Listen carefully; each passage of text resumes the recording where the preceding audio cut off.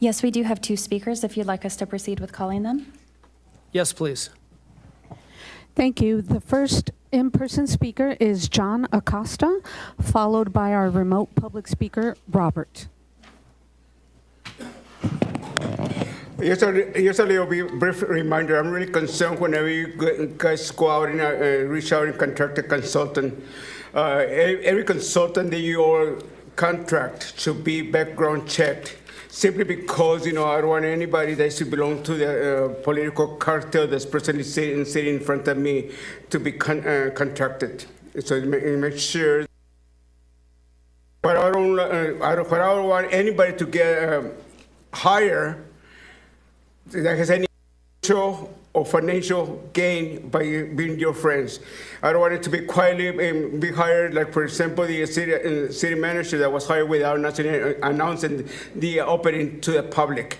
So you make sure that I want some clarification and transparency of whatever you all do, and I truly don't trust none of you right now.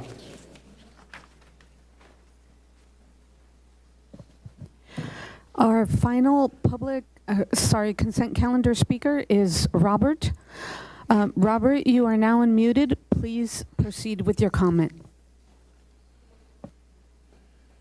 Thank you very much. I think everybody can hear me. So I'm looking at the consent calendar, and today on the agenda, we have a declaration of intent to form community facilities district, agreements to approve Southern County Oil, and I think the contract within the oil agreement is something that everybody should look into while they sit there and push sustainability onto us and increase the gas prices. I wonder how much they're paying in gas for, I believe the contract said, I'm on it right. Let's see, $6 million. Council approve a total not to exceed the amount of $10 million. So, I wonder how much, while we're paying almost $6 at the pump, is the city just getting this huge discount and then we're the only ones that are suffering? Or how much does the city suffer because of gas prices? I think it'd be a good idea for you to relate to the regular people, considering it's their money, right? It's all the taxpayers' money. So, if you guys get a better rate, why don't we get a rate with you? Why don't we buy the gas from you guys if you guys get it for cheaper, right? We'll all just show up at your gas stations and use our own money to get our fuel, right? So I'd like the council members to think about that.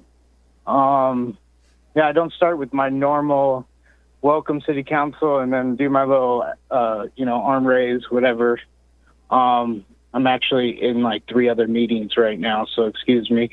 Let's see. Then we have the phase 1 of the F Street development. And the reason why I bring it up is because when you guys are moving all the way through this phase into the next phase, which is going to be from Broadway up to the city hall, you guys need to consider all the parking that you guys are going to take away in the original design of the street and the layout of it. And I'd like to see that that's thought about before. Oh my gosh, my doorbell's going off. You have 30 seconds left. Thank you. That's a good call. I like the ding, like the ding, and then that would remind us. Anyways. So we have the parking issues and the original draft designs of some of the extensions onto there. Just remember that we're trying to not suffocate the neighbors with removing all of the legal parking spots on the street to then put in a, quote, bike separated path with then a 10-foot clearance. And all the, thank you. Am I muted, though? That concludes the speakers on the consent calendar. Thank you very much. Now I will go ahead and request a motion for the consent calendar. I'll second Councilman Intunza's motion. We have a motion and a second. Madam Clerk, if you can please read the heading. Item 4.1 is approval of the minutes dated July 14th, 2026. Item 4.2 is approval of a motion to read only the title and waive the reading of the text of all resolutions and ordinances at this meeting. Item 4.3 is approval of an excused absence for Councilmember Preciado from the July 14th, 2026 City Council meeting.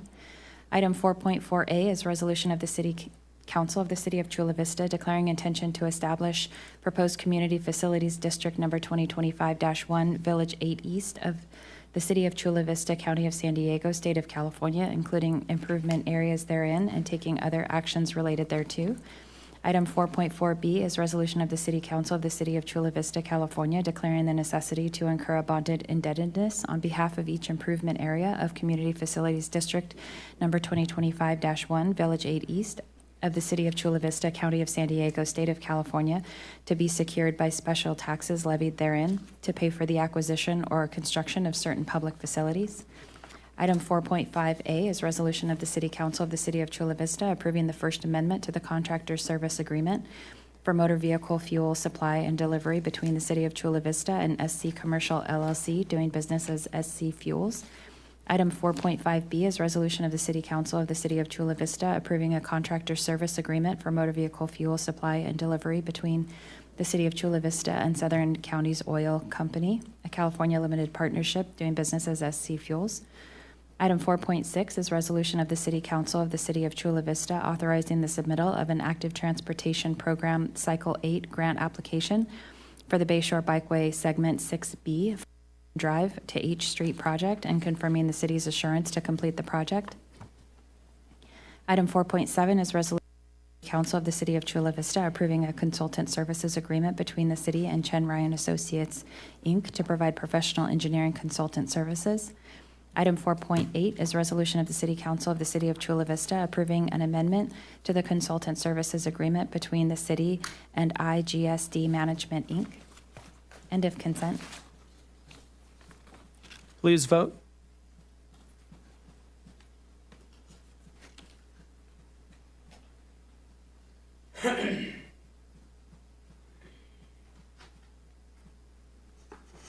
Consent calendar passes unanimously. We'll go ahead and recognize the member from District 2.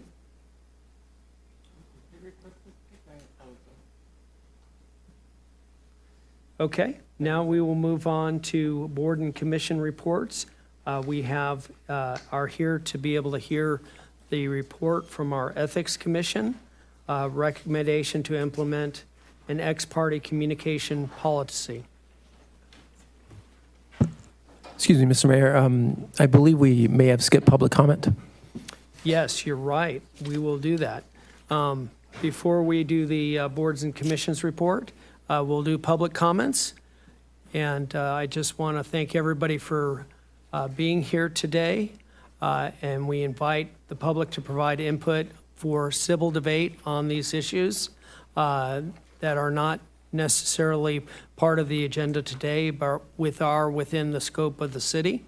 If you need Spanish translation, please notify the city clerk. Si necesitas servicios en español, por favor, notifica al secretario municipal. I ask that you direct your comments to the city council, not members in the audience or people that you believe will agree or disagree with you. And I respectfully ask that you be very cognizant and respectful to staff. They are a hardworking group, often engaged in very challenging tasks, working to figure out how they can provide high-quality services with limited resources, and they deserve our respect. Madam Clerk, if you can call the first public speaker for public comments. Yes, we do have 2 in-person speakers, followed by 5 speakers who are connected currently by phone. So we'll proceed with the in-person speakers. Thank you. Our first in-person speaker is John Acosta, followed by Leonardo Figueroa. Maybe perhaps there was a reason why they tried to skip the public comments. Anyway, can I get my time back? I haven't started yet. Thank you kindly. One of the things that, for what I understand, I think is included in the council agenda. It will be by the council. So one of the questions is, if you already knew about the 7.1 last week about a pay raise and a full time and the gross increase of you all knew what you were doing. So don't go around crying and play innocent and saying that I didn't want it when you all approved to be included in the agenda. So therefore, whenever a camera person, can you focus on them? District 1, District 2, District 3, District 4. Those are the people that approve the agenda. So if you hear from Insunza saying I didn't want it, he's lying again. Like he said, he has lied to me, and he constantly lied to. And now that he's going to play, making people to feel sorry for him, saying I didn't want it, I didn't ask, he's lying simply because the agenda gets approved by them. So he knew exactly what was in the agenda, unless but I don't know. By the way, have asked before, what's the going price of a politician? Maybe I should rephrase myself. What's the going price for a council person? Is it a new car? Is that trip to Paris? I mean, I don't know. I don't know. Perhaps you want to tell us. Next time you feel sorry for yourself, instance, tell people about the racist event that caused for you to get fired from the Mother Day School. Tell them about the close to $10,000 bill that you didn't pay. Tell them about how your behavior act like a lunatic and a psychotic towards the senior community. The Ethics Commission have spoken to them, but I didn't report any charges on you, but it's unethical. You're supposed to represent the city. Your behavior reflects the city. So therefore, when you all allowed Insunza to be a racist, or knowing that he was a racist, also trying to go against the Filipino American Veterans Park. In other words, you were against the veterans. You claim yourself to be a military family. You are not. Tell everybody that you are the stripper.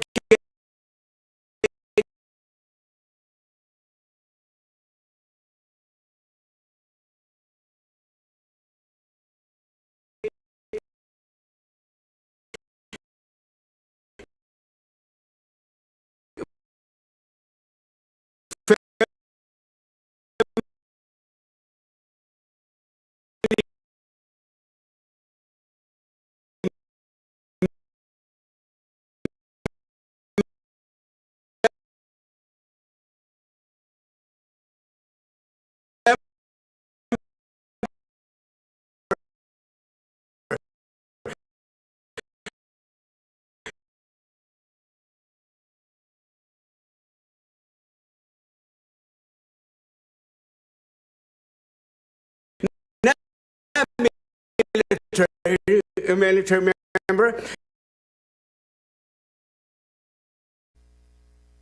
Public record about pertaining to the July 21st special city council meeting may constitute a violation of the city's code of ethics, and whether the matter should be referred to the appropriate law enforcement agency for further investigation. The basis for this request is the mayor's public statement that a LIUNA Local 89 representative offered not to fund or support his political opponent if he agreed to place the proposed city charter amendments on the November ballot. This is a classic quid pro quo scheme. If that statement accurately reflects what occurred, it raises serious concerns that an official government action may have been sought in exchange for political benefit.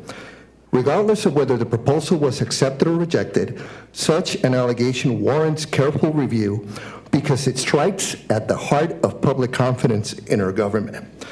The representative from LIUNA Local 89 has since come forward stating that the mayor's making false accusations, and I quote, "One thing is true, one of the parties is being deceitful." The City of Chula Vista ethics standards require public officials to perform their duties with integrity, to avoid conduct that undermines the public trust, and ensure that governmental decisions are made in the public interest rather than in a response to improper influence or personal political advantage. The public deserves to know whether those standards were upheld. I also request that, If the board determines the allegations have sufficient factual basis, it refers this matter to the appropriate law enforcement agency for review of any potential violations of California or federal laws. Although the alleged benefit described was political support rather than money paid directly to the official, only a law enforcement investigation can determine whether the facts satisfy the elements of any criminal offense or whether other statutes concerning unlawful influence, attempted bribery, or related misconduct may apply. I am not asking for the Board of Ethics to determine criminal liability. That responsibility belongs to prosecutors and law enforcement. Rather, I am asking that the Board of Ethics determines whether there is sufficient evidence of potential ethical misconduct to warrant an investigation, and if appropriate, a referral to the proper authorities.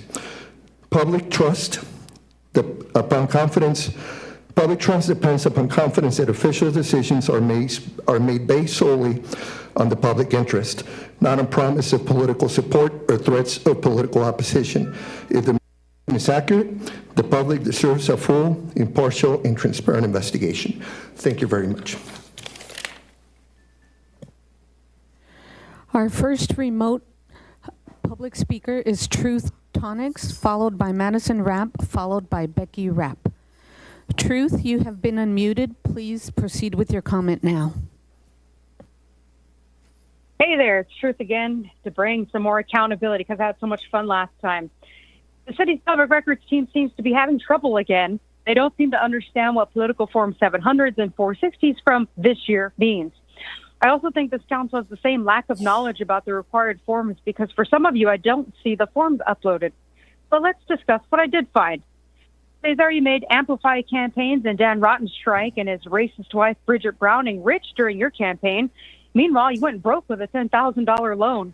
I guess that's what happens when you pick somebody who pushed a lie like Midway Rising. At least Carolina took a loan to buy a house.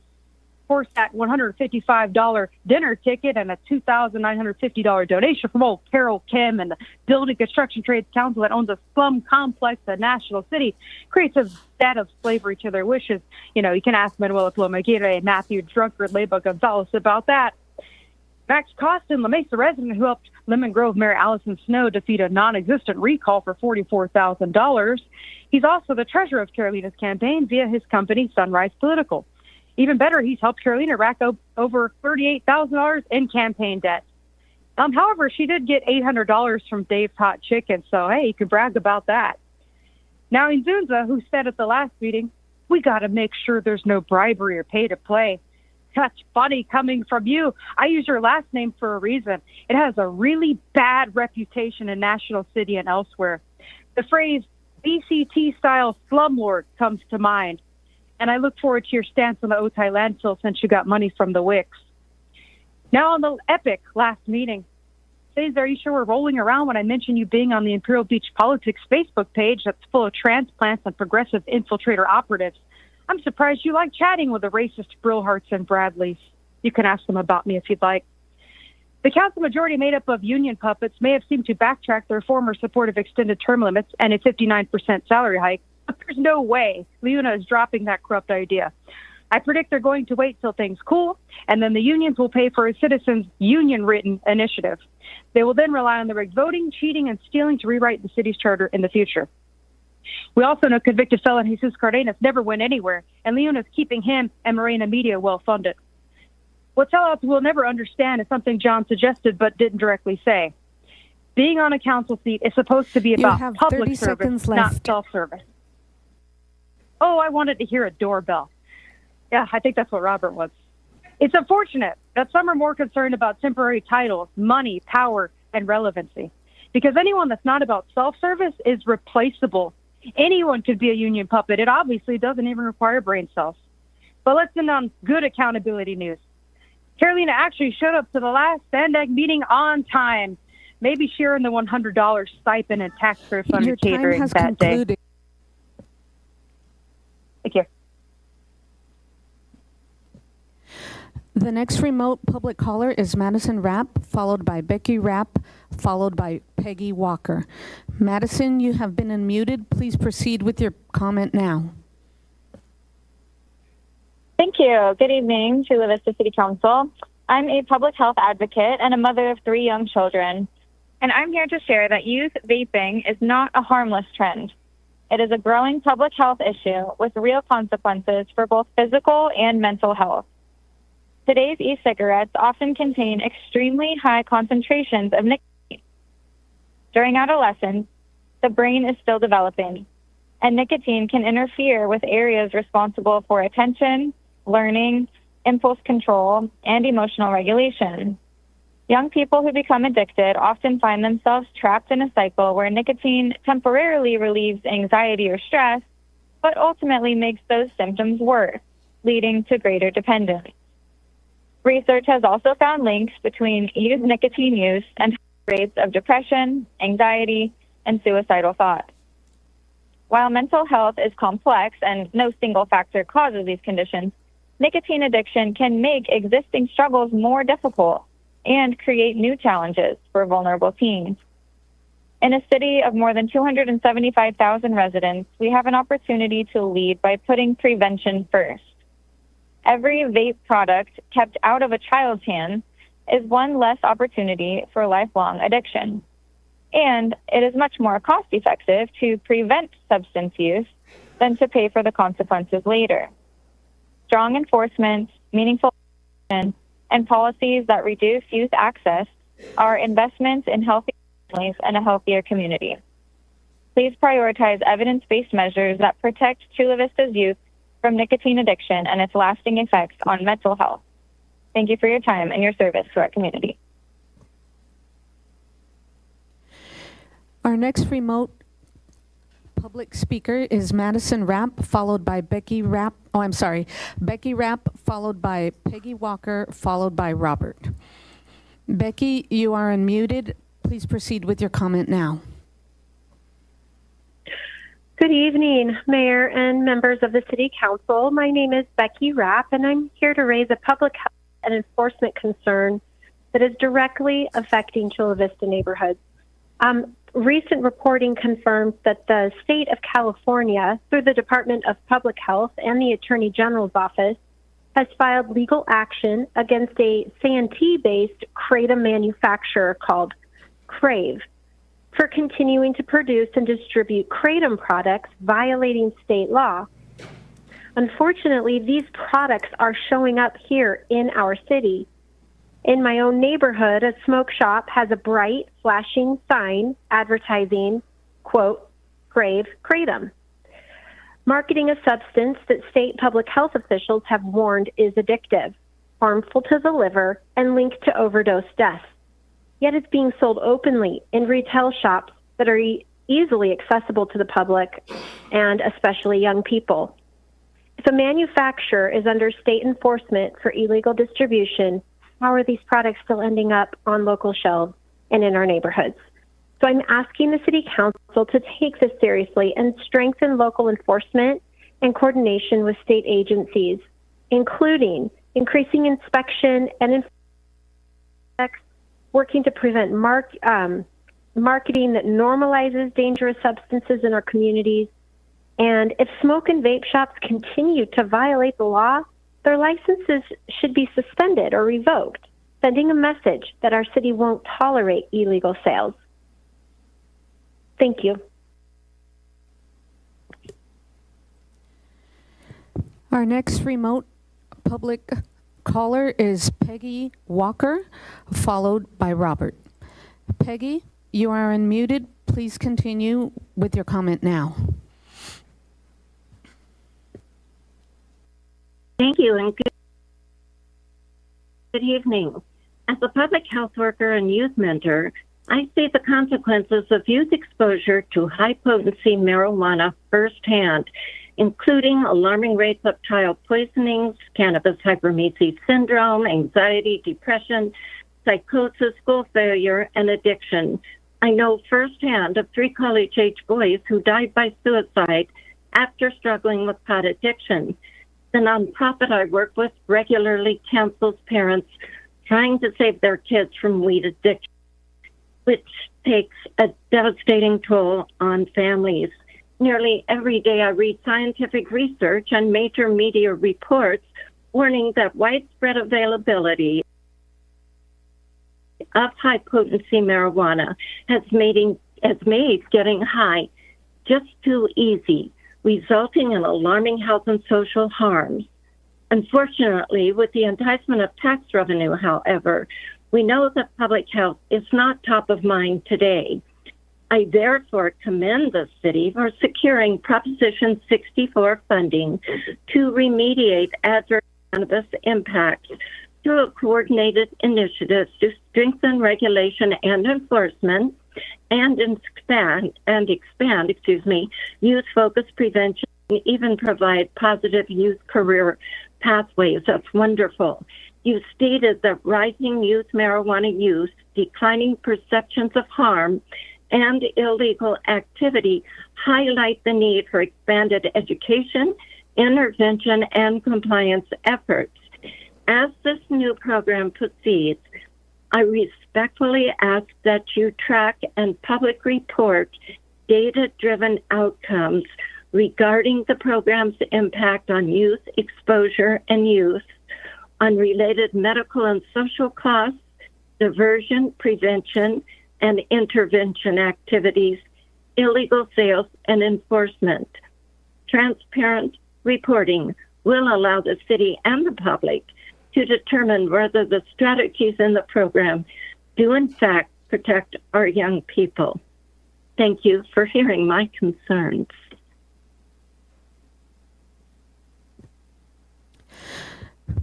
The last remote caller for this portion of public comments is Robert. Robert, you're muted. Please with your comment now. Well, thank you for my time. Appreciate it. Just like to say thank you to the city clerks and everybody in the room for showing up. You know, we have a couple of presentations coming up relevant to some of the boards. And, you know, they work really hard. They show up, and that's why they're here to present. And I think if other boards were given the opportunity to collaborate more, and an example would be like the Veterans Advisory Commissions and some of their events with the Human Relations Commission. Another example would be like the Charter Review 6.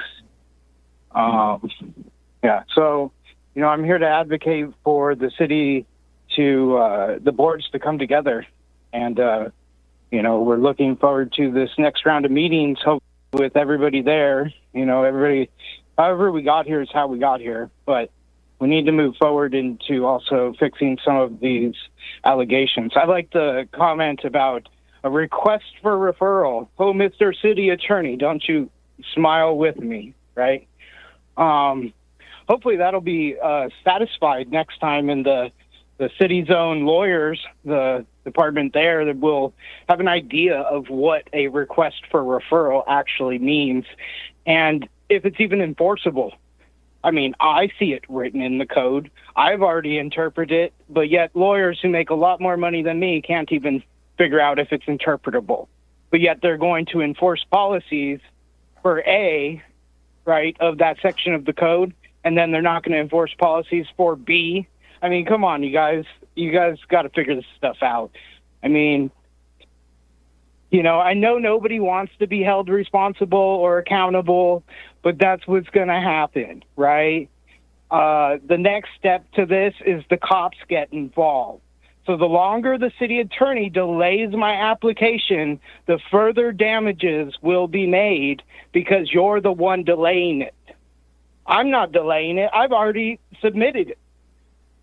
You've already brought it up to the Board of Ethics, but without my packet, so I brought my packet. And then now we're here tonight to hear from the Board of Ethics on something else they've been working on, and I can appreciate the chair of that board because they're willing to work with me and hear me out.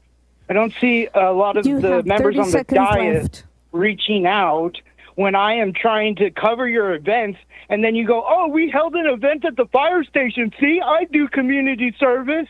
You didn't even let anybody know you were going to be there. You go secretly handing out handouts and expect people to show up. You don't even advertise the community outreach, Miss Chavez, right? So I expect you guys to do 100% better, and everybody's watching you because I'm going to help see everything you're posting or not posting. Thank you. Mr. Mayor, that concludes the first 7 speakers. There's one additional speaker who joined by phone who will call during the second public comment period. Thank you very much. We will now move to item 4.6, the presentation on the ex-parte communication policy from the Ethics Commission. We'll hear the presentation first, and then we'll go to public comments. Welcome. Good evening. Right. See if we can work this properly. All right. Good evening, Mayor, members of City Council, City Attorney, and City Manager. Thank you for providing the board this opportunity to present this proposed council policy regarding ex parte communications. The proposal, to provide some background, we have a little PowerPoint here for you guys, and we'll try and get through this quickly. But to provide some background, the Board of Ethics established an ad hoc subcommittee in February of 2023, specifically to examine whether the city would benefit from a formal ex parte communication policy. Over the next 2 years, the subcommittee researched California law, reviewed policies adopted by other jurisdictions, and discussed best practices for maintaining fairness in quasi-judicial proceedings. Throughout that process, and regular progress reports were provided during public Board of Ethics meetings, and in September of 2025, the completed draft was referred to the City Attorney's Office for legal review and feedback. Following that review, the Board of Ethics voted in December of 2025 to formally refer the proposed policy to the City Council for consideration. This proposal is therefore the product of a deliberate and transparent and collaborative process. The purpose of this policy is not to restrict communication with elected officials. Rather, it is intended to preserve the integrity of the proceedings where the city acts in a quasi-judicial capacity. Specifically, the policy seeks to ensure fundamental fairness and due process, promote objective and impartial decision-making, reduce the appearance of possibility of undue influence, and strengthen public confidence in decisions affecting individual rights. Ultimately, this policy helps ensure that all interested parties have an equal opportunity to be heard in the public forum.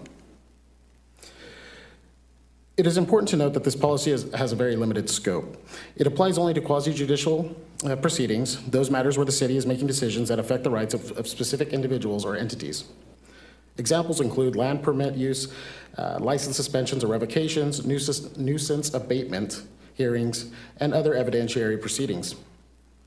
These matters are already governed by due process principles and are subject to judicial review under California Code of Civil Procedures. Conversely, this policy does not apply to legislative actions such as ordinance, policy development, zoning changes of general applicability, or other legislative decisions where the public advocacy is expected and appropriate.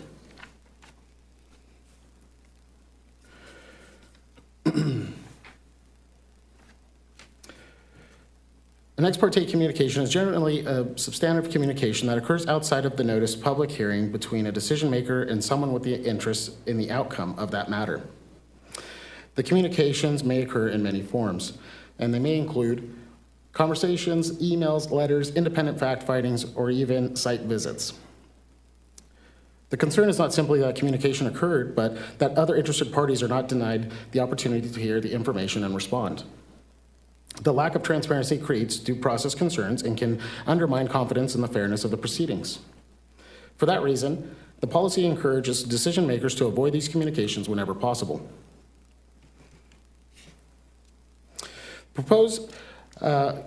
Again, the focus is on fairness. The policy provides a consistent framework that promotes transparency while preserving the public's confidence that decisions are based solely upon evidence presented during the public hearing.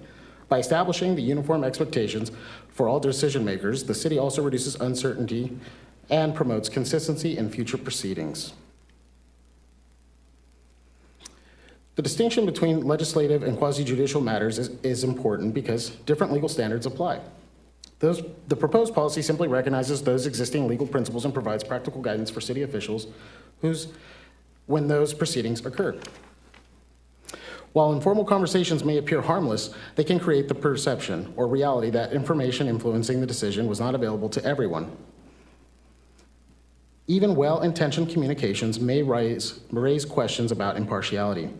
The proposed policy therefore encourages transparency by discouraging these communications and providing procedures for disclosure when they do occur. The proposed procedures apply to all city decision makers participating in quasi-judicial proceedings, including the city council, boards, and commissions.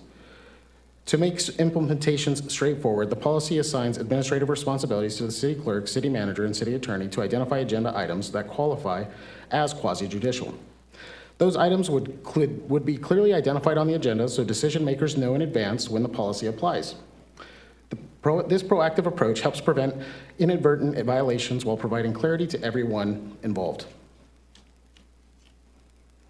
One of the most important features of the proposed policy is transparency. Before public testimony begins, the presiding officer would ask whether any member has had an ex parte communication regarding the matter. If so, the communication would simply be disclosed on the record. That disclosure would include who participated, when it occurred, the general substance of the discussion, and whether any written materials were received. If written materials exist, they would be submitted to the city clerk so they can become part of the official administrative record. This process ensures that all parties have access to the same information before the decision is made. Finally, the policy addresses communications after public hearing has closed. Once the evidentiary record is closed, no additional substantive communications should occur regarding that matter. The reason is straightforward. At that stage, the parties no longer have an opportunity to review or respond to new information. Protecting the integrity of the closed record is essential to maintaining due process and ensuring that decisions are based only on evidence properly presented during the hearing. In closing, the Board of Ethics respectfully submits the proposed policy for the Council's consideration and feedback. We believe it provides practical guidance while reinforcing fundamental principles of fairness and transparency and public trust. Importantly, this policy does not create new illegal obligations. Instead, it establishes a clear and consistent framework for applying well-established due process principles during quasi-judicial proceedings. Thank you for your time and your consideration. I should have introduced Commissioner Gersten when we started, but I'm a little nervous, as you guys can imagine. But we're here to answer any of your questions now. Thank you. Thank you very much. Madam Clerk, do we have any speakers from the public? Yes, we do have one speaker joining us remotely, if you'd like us to proceed with calling him. Yes, please. Our public speaker that is calling in remotely is Robert. Robert, you are unmuted. Please proceed with your comment now. Thank you. Thank you, Bobby, for the presentation. It's been an item that's been agendized, and the public has had many opportunities to come in here and participate on this. Though there were very few members who showed up, I think sometimes it was even like documenters and other people. I encourage everybody to, this is the first time you're hearing about this, realize that it's been something they've been working on for a while now. And the opportunities are becoming lower and lower and lower for you to get your opinion heard on these items.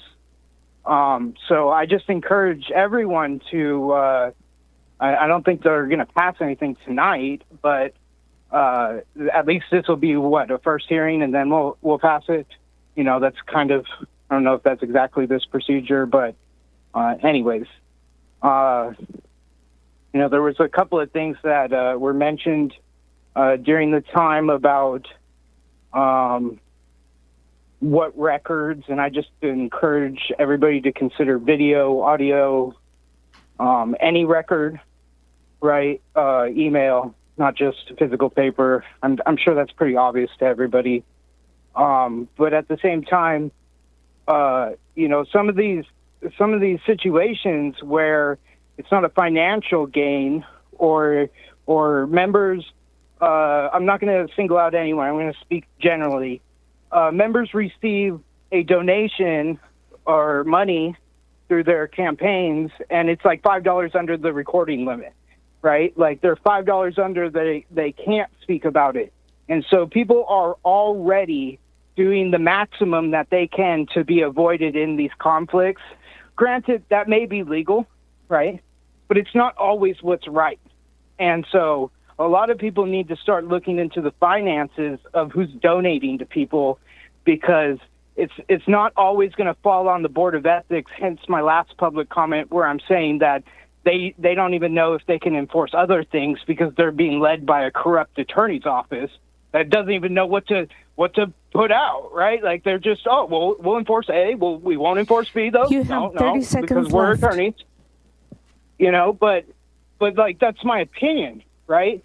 And I've also seen it where people that are so sure of themselves, they're all this adult, and they can't even see it from the other perspective. Or by the time they do, it's already too late. So, you know, thanks again for the presentation. I appreciate it, and I remind the public to get your voice heard, you have to show up. They don't allow call-ins at some of these meetings. I wish the city would reconsider that position. Your time has concluded. I don't know how much. Thank you. That concludes the speakers on this item. Thank you very much. I will now recognize the member from District 2. Good afternoon. Thank you very much for your presentation. I have a few questions of staff, and then I have a couple questions of you. In the long process where you entertain the opportunity to create policy, how many quasi-judicial hearings get to this legislative body? Because I think I've been on this board 3.5 years, and I think I remember 2 appeals in that whole period that have arrived. So that doesn't mean what you presented is not good. I'm just trying to understand if this will present, if you see it as something that will generate costs, because it doesn't seem like it, given that I remember 2 hearings, 2 commission appeals that I can recall, a building somewhere on Main Street or in that area, and a telecommunications pole somewhere out here on 2nd Avenue. So I sit on another commission where ex partes are required for almost every single vote we take, meaning that there is an ex parte requirement. That's on the California Coastal Commission, and that requirement is such because every decision that is made is quasi-judicial, potentially quasi-judicial, given that most of it is city planning or somebody's rights, et cetera, license or et cetera. But I guess my question for the city manager's office is, would this be an additional cost, or is this something that can be easily undertaken? And then from your vantage point, when you decided to take this on, did you see it as a significant challenge that we were trying to improve? Because as you know, if this legislative body hears an issue under that authority, the first thing we do is disclose if we've had any interactions with the applicant or the appellant or et cetera. So I guess to bifurcate my question, I'll ask the city manager if he believes this is something that is significant, that we need to appropriate resources to, or if this will be de minimis in terms of application, and then this is just a policy that backs up our existing practice. So I'll go ahead and I'll defer to Commissioner Gersten. Well, I'm sorry. I don't want to step on the toes of the city manager. Did you want me to answer both questions, or did you want to address the first one addressed to you? Yeah. City manager should answer the first Thank question.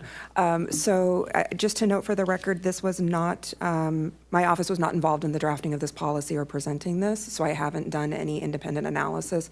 But as I'm reading the policy and what's recommended here, I don't see a significant staff effort that would be required in order to implement this. But I do need to kind of just note, I haven't done a deep dive on this. This was something that came out of the Board of Ethics. And in that case, then, is it the city attorney and the city clerk? So somebody has to track all of these things and post them and do this and do that.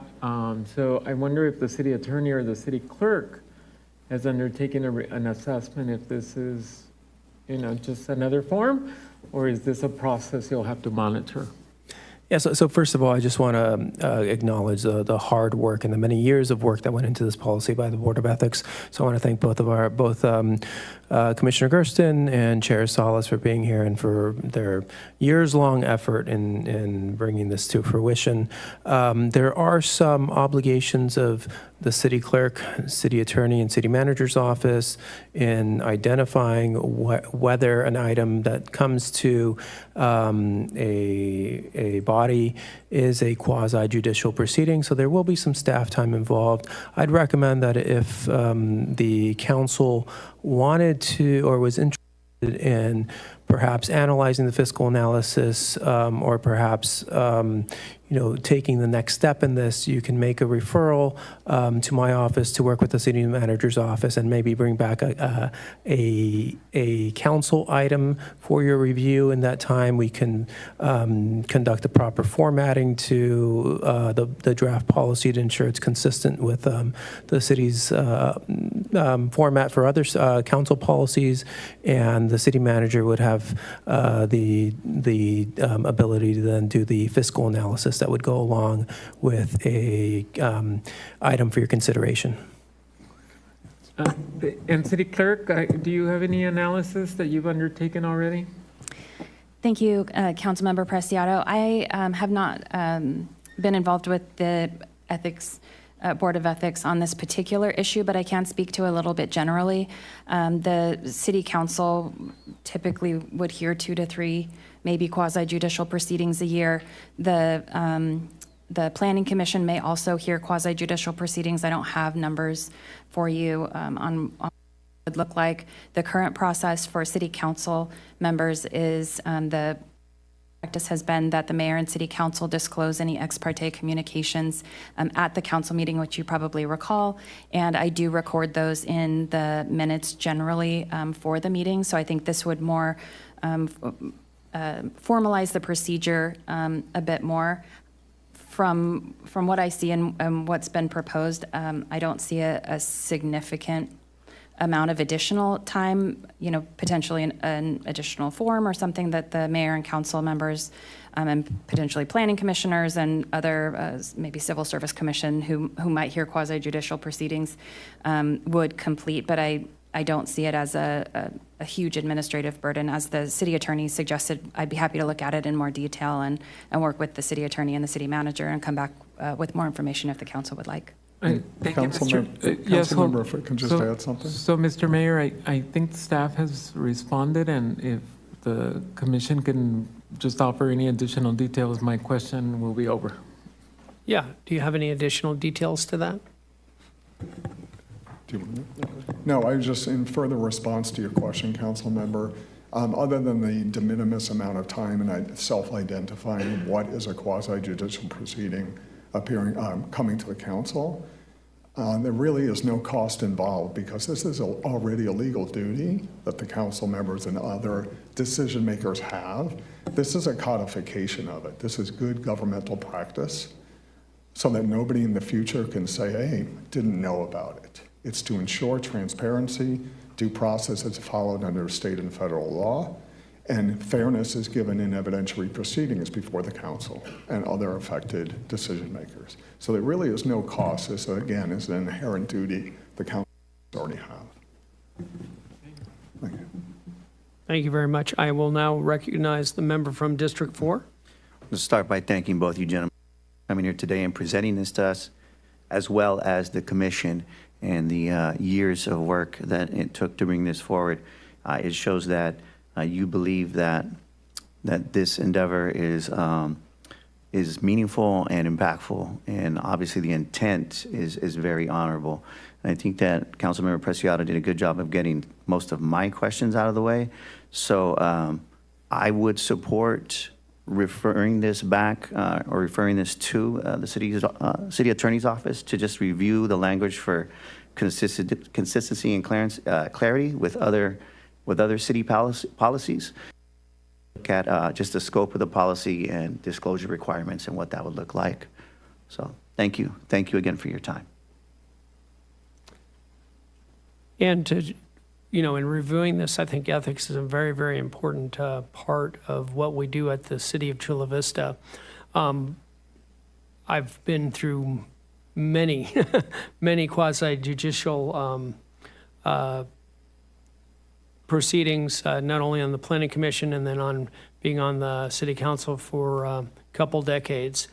And when I read this, I thought, shouldn't this already be in place? I guess that was one of the things is this not already in place? Because every time I know we've had a quasi-judicial proceeding, we have to say, hey, I've met with so-and-so on this side, and I've met with so-and-so on this side, making sure that we disclose any ex parte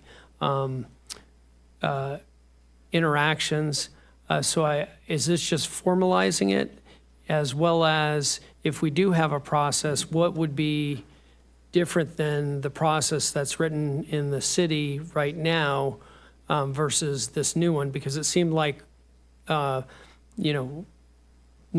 of the stuff that you wrote down, we had already pretty much done or been doing. Honorable Mayor, there was no specific impetus for doing this. This again was codification of what hopefully the city has been following all these years and certainly prospectively must. It's under state law and federal law and constitutional rights that are implicated or affected or impinged if ex parte policy is not followed. It's also just good governmental practice. Not every city, county, public entity have one. This one was substantially patterned after the city of Carlsbad, and ironically, the state of Colorado has an office that's statewide, which is unusual. But it's just good public practice, and I think it also potentially down the road would help the city in defense of the 1094.5 writ, because this council, the city can point to, we have an ex parte policy on the books, so it's obviously very important to us to put the policy on the books, and we follow it practically by ABCD. So I think it would help the city in the long run, and certainly help new council members and other decision makers coming on board. Thank you. Excellent, excellent. I see no other speakers, but I will refer that. I think you make an exceptional point, and thank you again for all your work. But this really gives some structure to how we need to do things and making sure that we're following the law and doing good government practices, which I believe since I've been on the council, we have been. So with that, I'll go ahead and join the referral. Do we have unanimous consensus?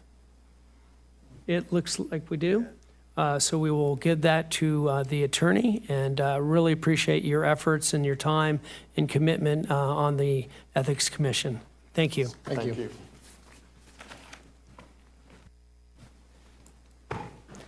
We will now move to the public hearings, and we're going to move to 7.1 gaming operations.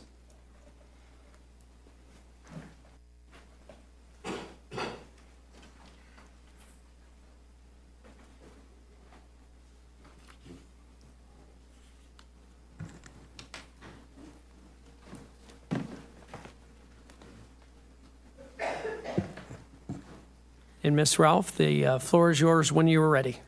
Good evening, Honorable Mayor and City Council. I am joined today by Sergeant Patrick White with Special Investigation Units from the Chula Vista Police Department. The item before you tonight seeks to incorporate the city's gaming plan as an appendix to the gambling ordinance. This is primarily a housekeeping and compliance of the existing regulatory framework while satisfying state requirements. There is no new gaming activities or licenses being proposed, and existing operations at the existing card room remain unchanged.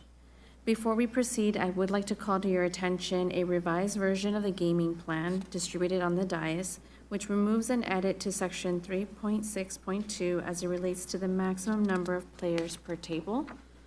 We are removing that update. Before we get into the proposed amendments, we'll provide a quick overview of the regulatory environment for card rooms. Before 1996, card room operations were regulated by the Gambling Ordinance in Chapter 5.20 of the Municipal Code. In 1996, card room operations the city moved toward creating a structure by which gaming operations were regulated in a gaming plan, which was adopted and changed via council resolution. At this same time, the state began to exert greater oversight and control over gaming operations through the adoption of the Gambling and Control Act. The act created the California Gambling Control Commission and the Bureau of Gambling Control. The act additionally established a moratorium on expansion of card rooms and issuance of new gaming licenses. Currently, the city's ordinance recognizes and establishes the gaming plan, which contains items such as the types of games allowed, hours and days of operations, licensing, including the number of licenses and consolidation, and every aspect of operation of gaming establishments. During the most recent license renewal for 7 Mile, the Bureau requested clarification in the city's ordinance. The proposed changes have been reviewed by the Bureau to ensure that they satisfied their requirements and addressed any of their concerns. The amendments in the ordinance include correcting or clarifying the maximum tables permitted under consolidated licenses, the maximum citywide table limit if all licenses are issued, and that further amendments to the gaming plan would occur by ordinance consistent with state law and the city charter. The gaming plan amendments before you are in section 2.7, removal of the licensing fee. Since 7 Mile currently has an operating agreement which establishes those fees. And then section 3.3 and 3.9 remove references that were inconsistent with the California Code of Regulations and other language that created confusion.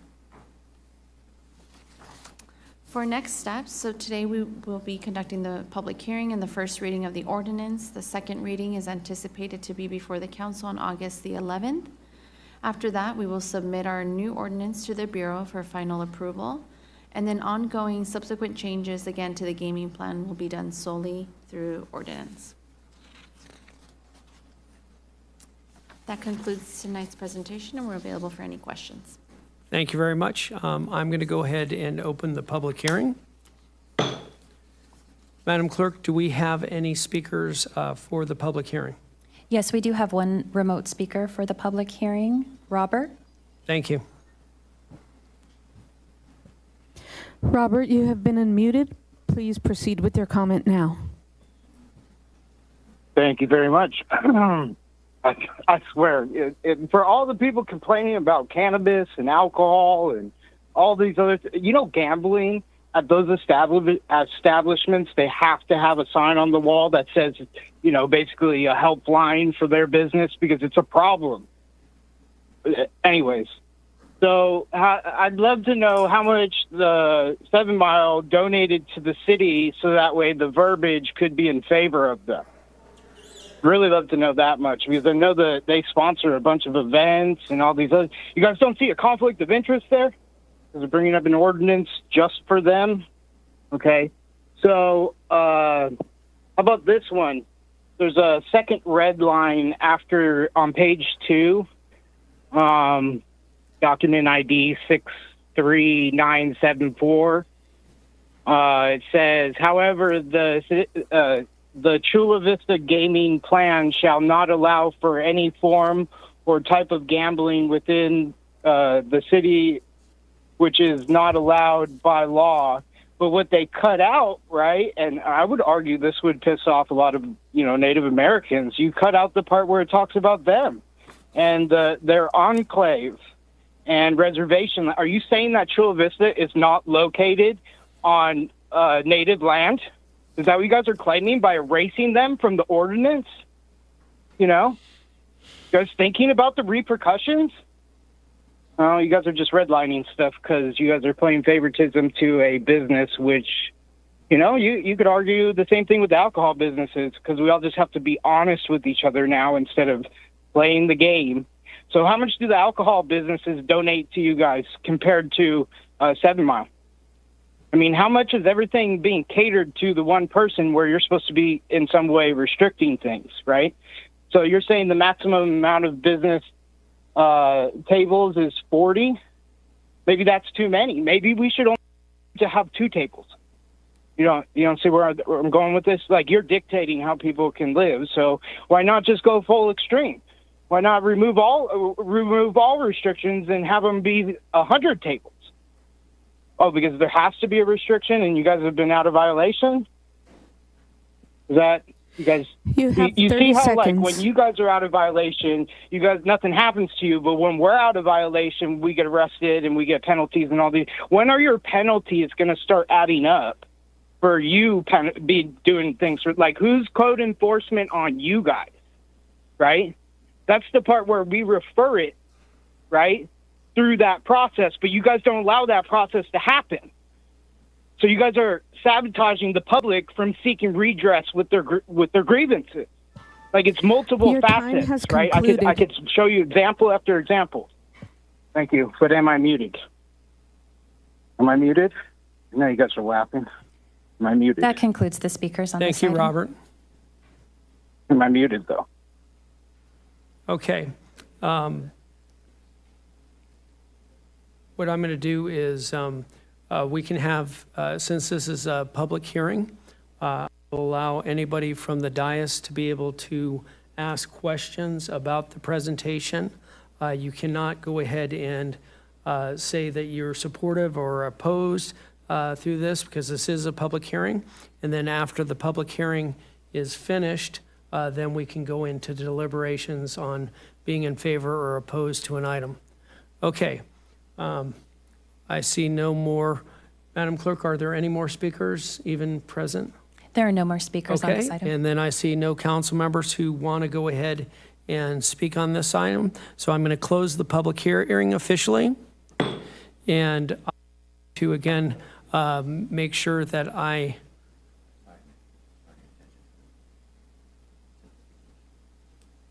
yes, he just put that afterward. So again, I think this is basically bringing our gaming ordinance into compliance with state regulations. I think this is a very good government issue. Before I notice anybody else, I will make the motion. Do I have a second? I have a second, and now I will go ahead and recognize the member from District 2. Thank you, Mayor. I appreciate the opportunity to resolve this incongruence in our process. I think the regulatory bodies at the state level, under whatever motivation, have not been allowing our partner, and I see 7 Mile Casino as a community partner. Their ability to operate directly contributes to our general fund. And in that regard, we are able to fund some of the activities that we undertake in city services. That is first and foremost. And there are very few businesses that generate the kind of resources one establishment generates that contribute to the general fund. And so in that regard, irrespective of their significant community benefits and contributions that they make from a philanthropic point of view, I'm glad that this ordinance will hopefully help them advocate for their right to operate in our city. I think it's foundational. I think it's critical that these legal entrepreneurial opportunities continue to be supported. And in that regard, I appreciate the mayor's motion. I second that motion. And I look forward to our positive vote on this matter. Madam Clerk, if you could please read the heading. Item 7.1 is ordinance of the City of Chula Vista readopting the Chula Vista Gaming Plan as an appendix to Chula Vista Municipal Code Chapter 5.20 Gambling, first reading. Please vote.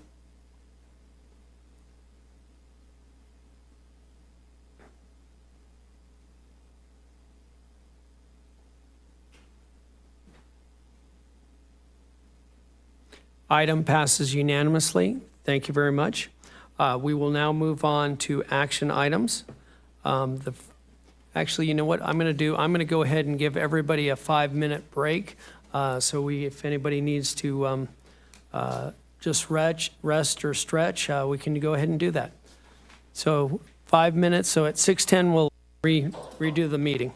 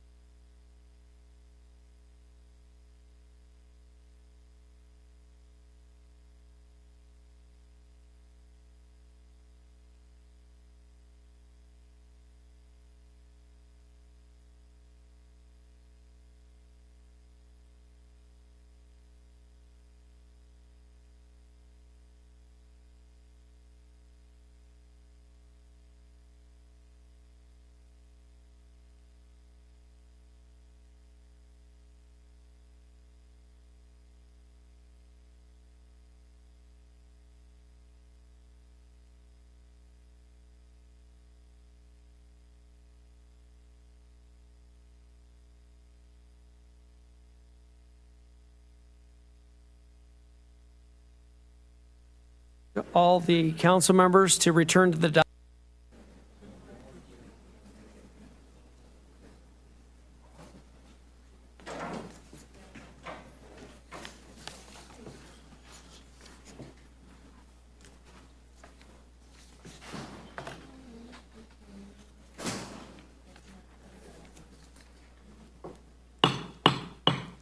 We'll now reconvene the city council meeting. We're going to move to item 8.2. And we have a presentation from Scott Dixon and the city manager. Hi, Scott. How are you? I'm well. The floor is yours. Good evening, Honorable Mayor and council members. I'm Scott Dixon, Real Property Manager for the City of Chula Vista. I'm here tonight to bring forth approximately 4,717 square feet of city-owned land to be declared surplus land. You will see here the location of property I will be discussing. A review of property revealed that improvements at 372 Corral Court encroached onto city property. Property is located in the Rancho Robin Hood Unit 3 Open Space District 8. The encroachment area is approximately 19,295 square feet. In the city's evaluation of the total encroachment area, city staff has determined that approximately 4,717 square feet of city-owned property is impacted by existing hardscape improvements and is not needed for current or anticipated city purposes. This area is shaded in red. City staff is recommending this area be declared as surplus land to allow for the disposition of the property. The yellow shaded area is the encroachment area that will undergo habitat restoration to return it to its native condition. The 5-year habitat restoration plan includes maintenance and monitoring requirements and annual performance standards. Upon city's final approval of the restoration plan, the restored area will become part of Open Space District 8's maintenance responsibility. With approval of this item, the next steps to dispose of the property would be to follow the Surplus Land Act guidelines as published by the California Department of Housing and Community Development, otherwise known as HCD. Under the Surplus Land Act, the next steps would be to send notice of availabilities to the required entities provided by HCD. The entities will have 60 days to submit a letter of interest. If a letter of interest is received, the city will enter into a 90-day good faith negotiation period. If no letters of interest are received, the city can then move forward with the decision. This concludes my presentation. Thank you very much. Madam Clerk, are there any speakers for this item? Yes, we do have one in-person speaker for this item, Gloria Cacho. Please call the first speaker. Gloria Cacho.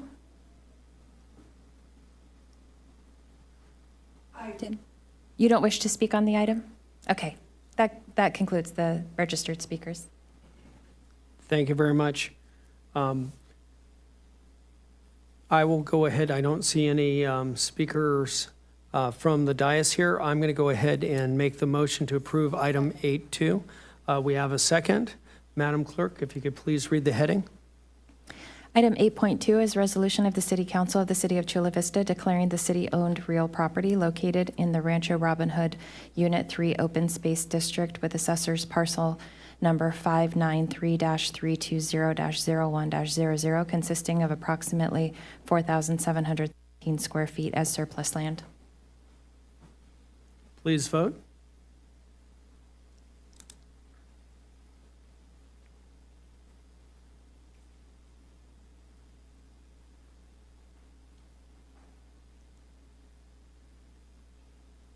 Item carries unanimously.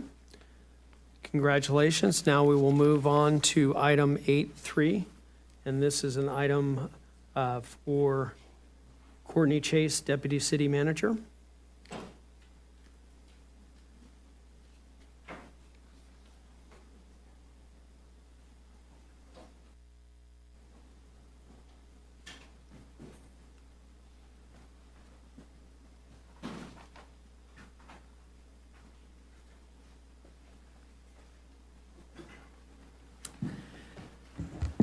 Good evening, Honorable Mayor and Council.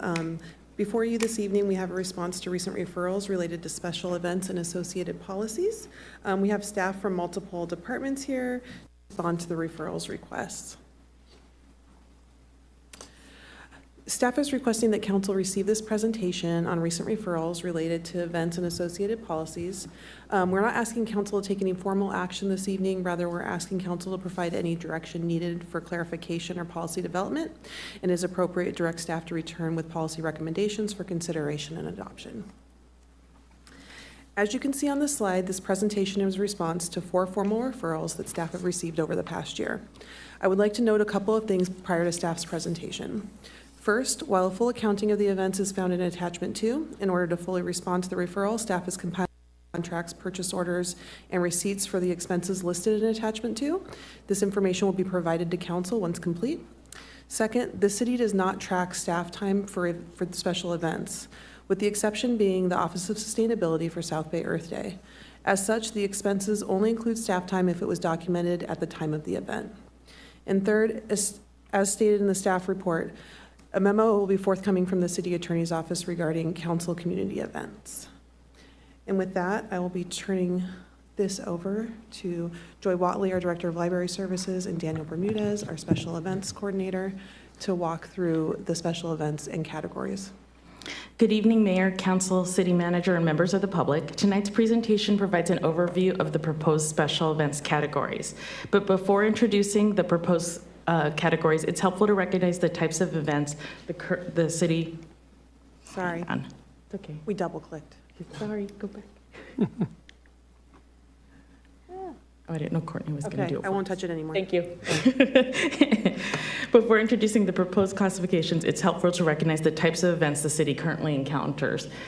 Based on Council Policy 10207, you can see there's only 2 categories of events that we currently have, which is sponsored and endorsed. Today's special events requests may come in many different forms. Some are large citywide community events, and other are department-led events, community partner events, funded events, events requesting in-kind support, events seeking formal recognition, or events that simply require a permit to use public space or city facilities. The challenge is that these requests can vary significantly in terms of ownership, funding, staffing needs, public safety coordination, risk, and city involvement. And this is why a clear category system is important. It allows the city to evaluate events consistently and determine the appropriate level of city support, approval, and documentation before resources are committed. The purpose of this framework is to create a clear, consistent, and transparent process for defining the city's roles in special events. Special events are an important part of our community life.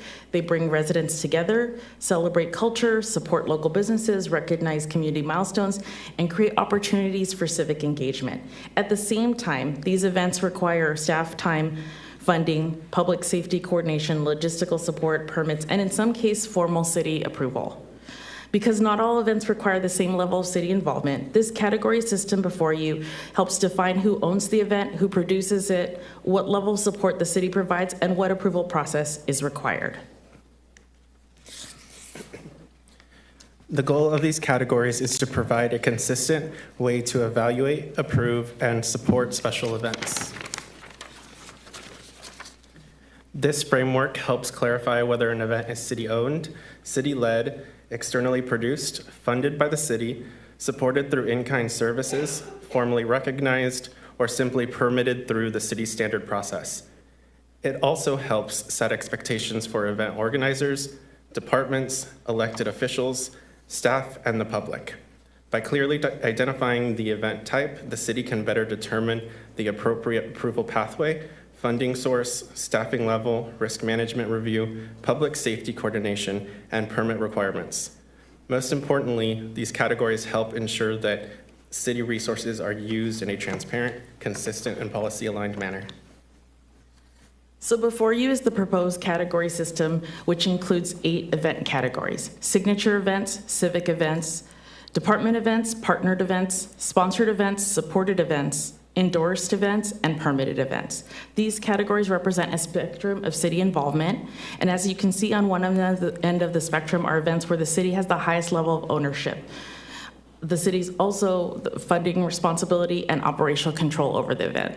These include signature events and certain civic or department events. On the other end of the spectrum are externally produced events where the city's roles may be limited to recognition, in-kind support, or permit approval. The purpose of the spectrum is to help the city determine the appropriate level of involvement before committing funding and staff time, equipment, facilities, public safety support, and other resources. And Danielle and I will go into a little bit more detail regarding each of these categories. The first group includes events with the strongest city role, signature events and civic events. A signature event is a city-owned and city-produced event that serves as a flagship celebration and is central to the city's identity, culture, and community engagement strategy. These are events where the city maintains full ownership, funding responsibility, and operational control. Examples may include Fourth Fest, Harbor Fest, the Starlight Parade and Festival, or other major citywide celebrations. Because signature events carry the highest level of city responsibility, designation as a signature event would require approval by a majority of the City Council. If an appropriation is necessary, a 4/5 vote of the City Council would be required. A civic event, on the other hand, is a city-led or city-participating event that supports official city functions, public recognition, community milestones, intergovernmental partnerships, or activities connected to civic life and public service. These events may not rise to the level of a signature event, but they are still important to the city's public presence, community relationships, and institutional responsibilities. Examples may include the State of the City, ribbon cuttings, public recognitions, city-hosted community milestones, intergovernmental events, or public service appreciation events. It is important to note that while signature and civic events are city-led, they have historically been supported through community sponsorships and donations. These contributions help offset event costs, expand programming opportunities, and leverage private investment alongside public resources, allowing the city to deliver high-quality community events in a fiscally responsible manner. Next are department events. Department events are produced by individual city departments, divisions, or commissions to fulfill departmental missions, programs, or services.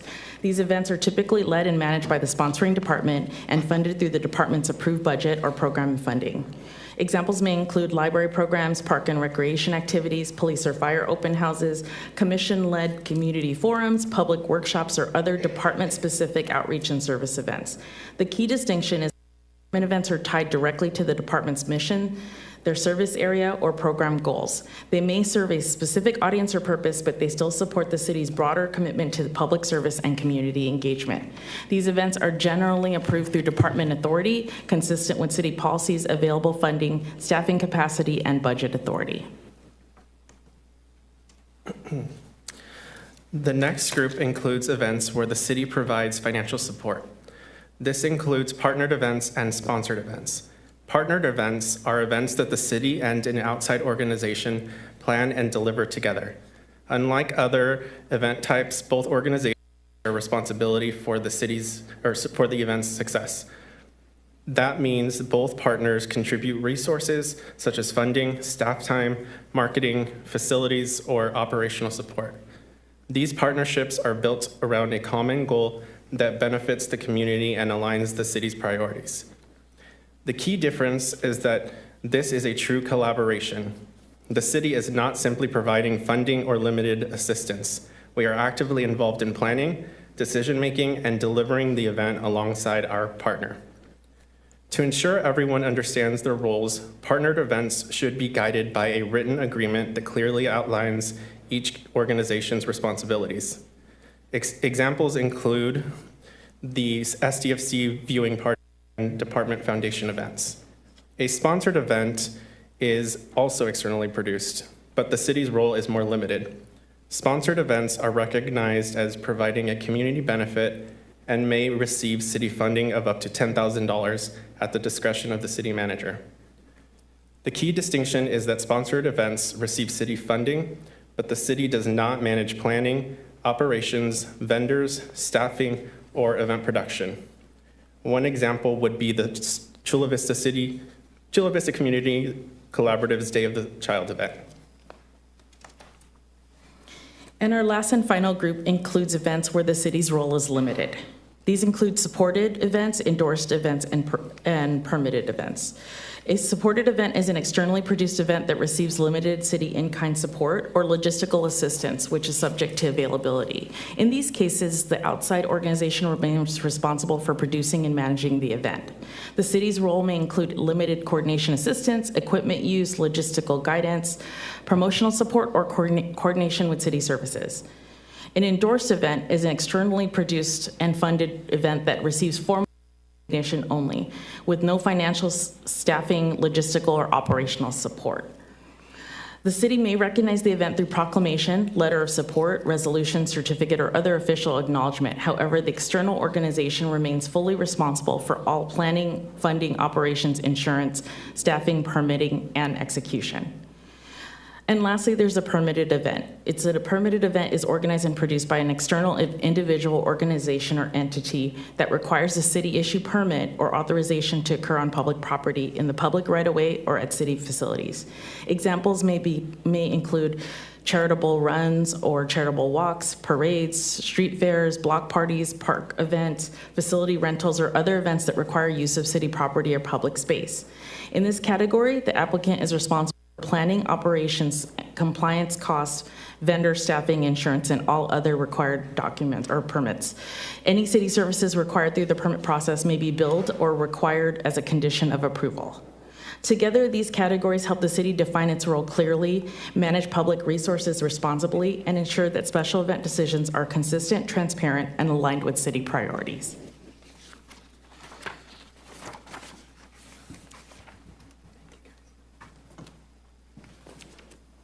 Good evening, Honorable Mayor and members of the City Council. My name is Adrian Del Rio. I'm the Director of Finance, and I'll be covering the special events account summary. Sorry about that. There you go. For background, on May 5th, council members Inzunza and Preciado requested a comprehensive review of city-hosted and city-sponsored civic events, including the annual State of the City event. In response to that referral, city staff from multiple departments collaborated to compile detailed event-level financial information for all special events from November 2022 through early June. The information you will see in the following slides reflects that collective effort and provides a transparent view of the city's spending on these events over the past several years. In addition, staff has prepared detailed accounting reports, which can be found in Attachment 2 of the staff report. The special event report outlines expense category, vendor, funding source, method of payment, and the amount of each expense. It does not include city staff time related to special events, as that cost is not currently tracked in our financial system across all events. Attachment 2 also includes a summary of special event donations received from each vendor, which are considered in a single fund for tracking purposes. The donations portion of the report includes reported behested payments, which are contributions made at the request of a public official. Lastly, as Courtney mentioned, we will be providing all receipts and invoices for all expenses in Attachment 2 as soon as possible. Over the next slides, you will see the cost by year and funding source for all signature events and select civic events. As I progress through each slide, I will very briefly introduce the event and summarize the accounting. You will see Art Fest, which continues to grow as one of our signature cultural events. Over the past 3 years, funding has come from a mix of grant, general fund, and donations, with the cost initially being funded by one-time available grant funding. Starting in 2025, this event is now being funded by general fund and some minor donations. Boards and commissions recognition reception continues to be supported through a combination of general fund resources and donations. Historically, these activities relied more heavily on general fund support, but in recent years, we have seen an increase in donations, helping to supplement that cost. Beginning in 2025, the event continues to operate with the blended funding model, which provides more stable support while encouraging continued community engagement. El Grito is one of our cultural celebrations supported primarily through donations. Over the past 3 years, donations have steadily increased, and beginning in 2025, the event also received a small general fund contribution. Overall, El Grito continues to grow in scale and participation each year. Fourth Fest continues to be one of our largest community events, supported through a combination of general fund resources and donations. While donations contribute a small portion each year, the event is primarily funded through the general fund to ensure stability and maintain its scale. As the event grows, its blended funding model helps support operational needs and continued community participation. South Bay Earth Day continues to be fully supported through Environmental Services Fund, reflecting the city's ongoing commitment to sustainability and environmental education. Funding has remained strong and stable over the past several years, allowing the event to maintain its scale and programming. Beginning in 2026, the event sees a reduction due to pending invoices at the time of the preparation of this item, but continues to operate fully within the Environmental Services Fund, ensuring continuity of this important community event. Starlight Nights in 2022 represents our first Starlight event since the pandemic and did not include the full complement of the current Starlight Parade event. The event was supported through a mix of donations and general fund resources, allowing us to bring back the celebration in a scaled format while re-engaging the community. The Starlight Parade continues to be one of our largest and most iconic annual events. Funding for the parade comes from a combination of general fund support and donations, with the general fund covering the majority of costs to maintain the event's scale and production quality. Donations help supplement these expenses and reflect strong community engagement. Overall, the parade remains well supported and continues to grow in attendance and participation each year. The State of the City events continues to be supported entirely through donations. Over the past several years, donations and scope has steadily increased in support of this civic event. And lastly, this is our swearing-in events that were held in 2022 and 2024 that were mainly supported through donations.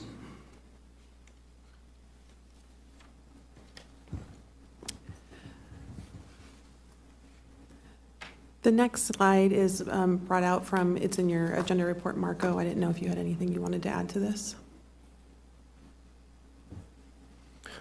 No, thank you for the opportunity, but I think you and your staff have covered it. Thank you. Thank you. Next, we'll introduce John Sahomsky, our Communications Officer. Good evening, Mayor and City Council. I'm going to shift gears a little bit to talk about proper usage of the city logo and seal. Okay. There is existing policy that does guide the graphic usage of the logo and seal. These are the official identifiers of the city, and that policy is 100-01. It was most recently updated last November. And supplementing the guidance that we have is the newly released brand guide that we released in April that provides the additional guidance. Okay, the logo is our primary identifier. You see it everywhere you look around the city.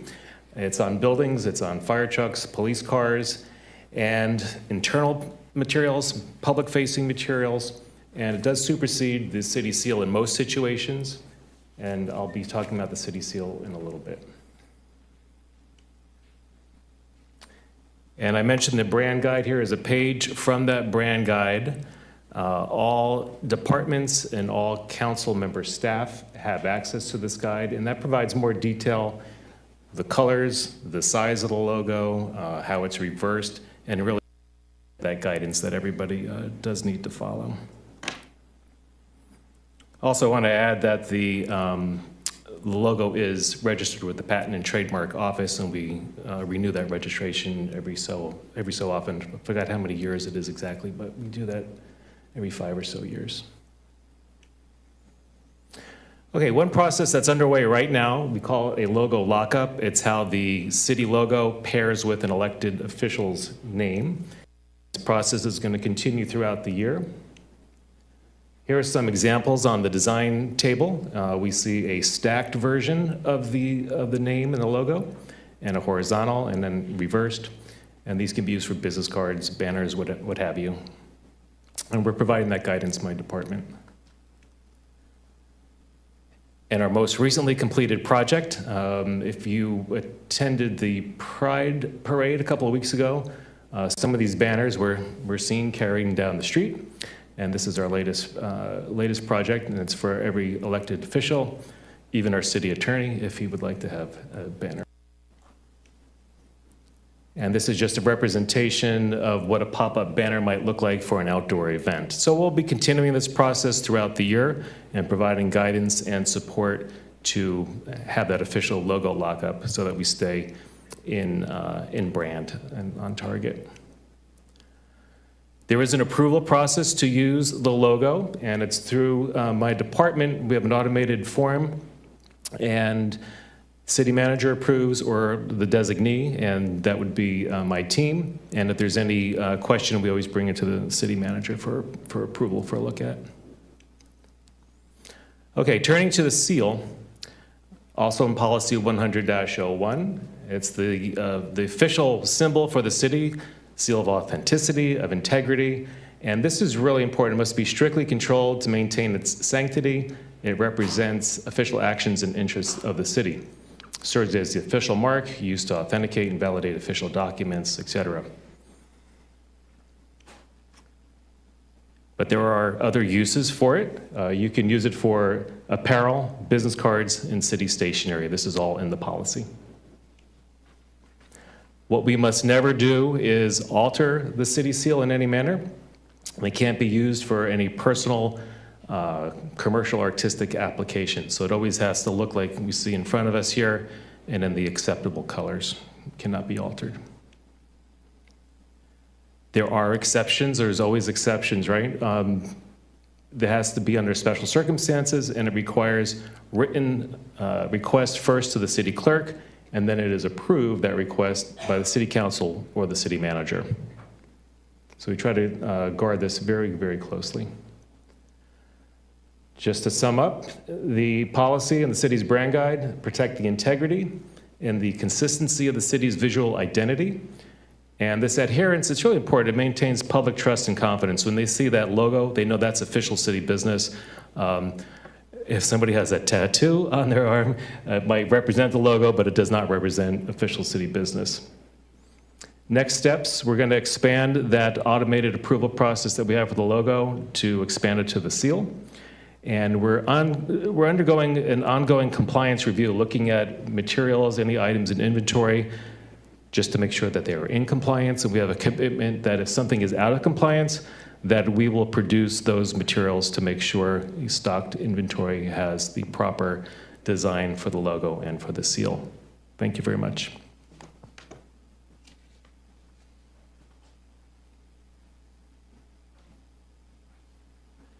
So that ends our presentation. Thank you very much. Madam Clerk, do we have any speakers for this item? Yes, we do have speakers if you'd like us to proceed with calling them. Yes, please. We have one in-person speaker, Lisa Cohen, followed by a remote speaker, Robert. Thank you.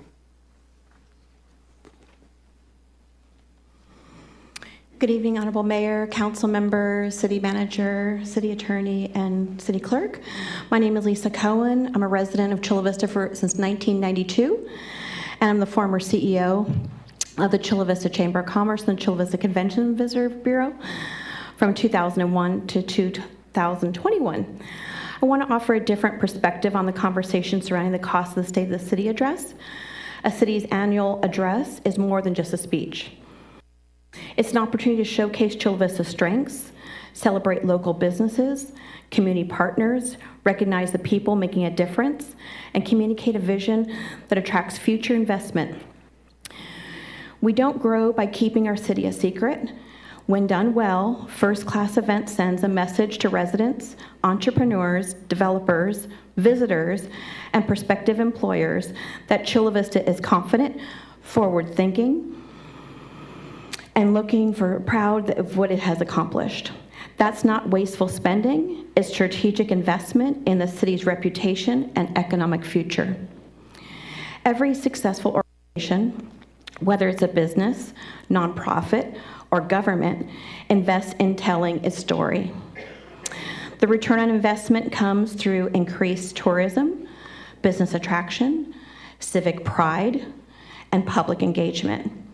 We should absolutely expect accountability and fiscal responsibility, but we should also recognize the value of promoting one of California's fastest growing cities in a professional and inspiring way. A memorable State of the City address helps build confidence in Chula Vista, and confidence is one of the most valuable assets we can have. While sitting in the meeting today, I just went on to ChatGPT and asked them for the coverage because I thought the coverage would show all the impact of what these events are having and the great coverage it is promoting our city as a destination. ChatGPT says the 2026 Chula Vista State of the City address at the Elite Athlete Training Center received significant regional media attention, driven largely by a cinematic Mission Impossible theme that Mayor John McCann's dramatic entrance. And here is what is available in the categories are saying. The major San Diego television outlets covered it, and also ABC, NBC put it on their news, and they showed your entrance. So I want to thank you, Honorable Mayor, for always showcasing our city and also showcasing our destinations in our great city. Thank you. Thank you. Our next remote public speaker is Robert. Robert, you have been unmuted. Please proceed with your comment. Thank you again, City Clerk. Appreciate you. I'd like to raise some concerns with the format of social media. I noticed that staff didn't include any examples for council members that may be already manipulating the seal and other authorized uses for the city, right? And as elected officials, since those don't align with the paperwork I was just seeing about a circular seal in the middle, it'd be great to see all your approvals for manipulating the seals, right?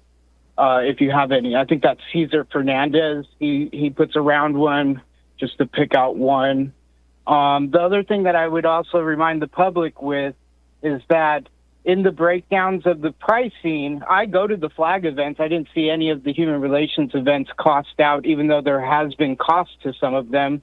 And, when I take video, I see a lot of the workers just participating, even in events that have a small turnout of the public. There's a lot of man hours just standing around all the time, but we don't seem to count the hours because you guys maybe think you're on salary or something. No, I mean, it still costs money for you to be standing there and then offering, whether it's water or whatever it is. Some of those staff are getting paid. They're not getting paid. If they were not getting paid, they wouldn't be there, right? And so, I hate to, come down on that outlook of the perspective of the cost, but I think that was overlooked. And then the other thing I'd like to remind everybody is that during these events where people rent public space, it doesn't remove the public from access to the space, right? The public has constitutional rights, the public has everything, and it's still a public space. They just have the right to put their event on. So, I want to remind everybody's welcome to all of these events, right? And, I really wish you would have brought up some more of the board and commission stuff, because I think it more breaks down some of the costs. Like, let's use the Pride example, right? The cops volunteer to go to that, so they say they're not getting paid, but yet they're showing up in full uniform, full representation, and then they buy what they call trinkets or the giveaway stuff or whatever it is. So, I heard Pride come up, so I'm just using it as an example, right? Where we're in department-wise, they're holding these own events or partnering with events or going to events, and there's additional costs in some of the stuff. So, personally, I think we need to look more into these items, because this is the stuff I audit, is the cost of events, and to show the difference between you supporting one event versus how much money goes to another community. And I feel like there's a huge off balance on how much money you guys support in certain communities, like European Heritage Month or Day or whatever. I mean, come on. That concludes the speakers on this item. Thank you very much. I will now recognize the member from District 2. Thank you. Thank you for this initial work. I appreciate having the information. I'm still hoping to receive clarification on how District 2 events can be held when it's not on a city property. So for example, every month I host the seniors meeting at the Norman Park Senior Center, and that's pretty clear. But if I wanted to have a larger event, say at a quinceañera hall on 3rd Avenue or some other facility, what is the process of approval? Is it something that I have to consult with the city manager on? Is it something that is approved by anyone? Or is it just simply if I have the resources and the budget that's allocated to my office, can I proceed to expend? That's the first comment. And then the second comment, I do want to recognize our very talented event management team / event extraordinaires. I have found that as you guys steward events for us, there's ample communication, there's ample, everything is going on, people feel welcoming, and I just wanted to recognize the team for that. And I do want to appreciate the communications plan for logos and that kind of stuff. We have held back from procuring anything because we're waiting for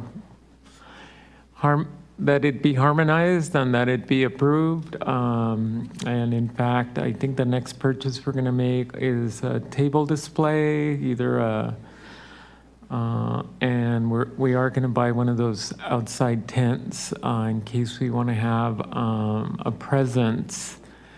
And I guess ultimately for my council office, when it's a city-sponsored event, I'm interested in direction on, is there, let's say Harbor, do we have the ability to set up a council office booth? Is there a cost to that? Is that absorbed by the city? How do we decide that?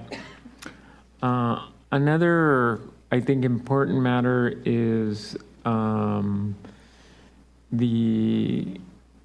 think all of these I understand, but I think El Grito has gone from a small plan that Mary Salas once held out here, then they held it behind the library in the new space behind the library building, to some of the extravaganzas now going on in Memorial Park. And I'm just wondering if it is one of these events that needs to be upsized to a city event, or in this continuum of events, where does it go? And it seems that even though it was as an event that is funded through donations, with that many people at Memorial Park, I can't imagine we don't generate expenses in public safety, in the maintenance, and that kind of stuff. The only other thing that I wanted to comment, particularly in election year, is some form of blackout for the state of the city, at least 60 or 90 days before a primary election, or 60 or 90 days before a general. I don't know what the appropriate election might be, but I believe the state of the city should be held here, but that's my perspective. And number two, that there should be a blackout during election years related to proximity to election day, or when people start voting, particularly because of the significant media and press that is garnered. I'll leave, I'm just making general statements. Whatever we do, I'm hoping that we can start a reboot of how we proceed with many of these things, maybe for January 1, 2027. I think many programs and projects are underway already, and I wouldn't like to see us interfere with their success. I'd like to see approaches that we all agree on and can be followed, maybe starting in the new calendar year or the new fiscal year. I don't know what would be appropriate. And last but not least, I think all of us have the ability to go out and fundraise. I many times have, and these people can speak to it because they offer to support activities that I'm doing, and I remember that some of these donors are key donors to critical city events like the parade or other things, and so I'm looking forward to seeing coordination. Right now, I think we have an agreement, an unspoken agreement, not to solicit support from all the people that usually we go to. I'm talking about Republic, 7 Mile Casino, etc. So I'm just interested in seeing that harmonized, and to the extent possible that the city manager have a broader role in implementing these activities, with, I guess, the exception of the current application of the state of the city, given that it's a political act in compliance with the charter. I don't think the charter calls it a state of the city. I think it calls it a report to the community. And most of our work happens here when the community sees us. But I look forward to hearing my council colleagues' comments, and hopefully I can get some clarification on how District 2 Council Office can have events outside of city facilities.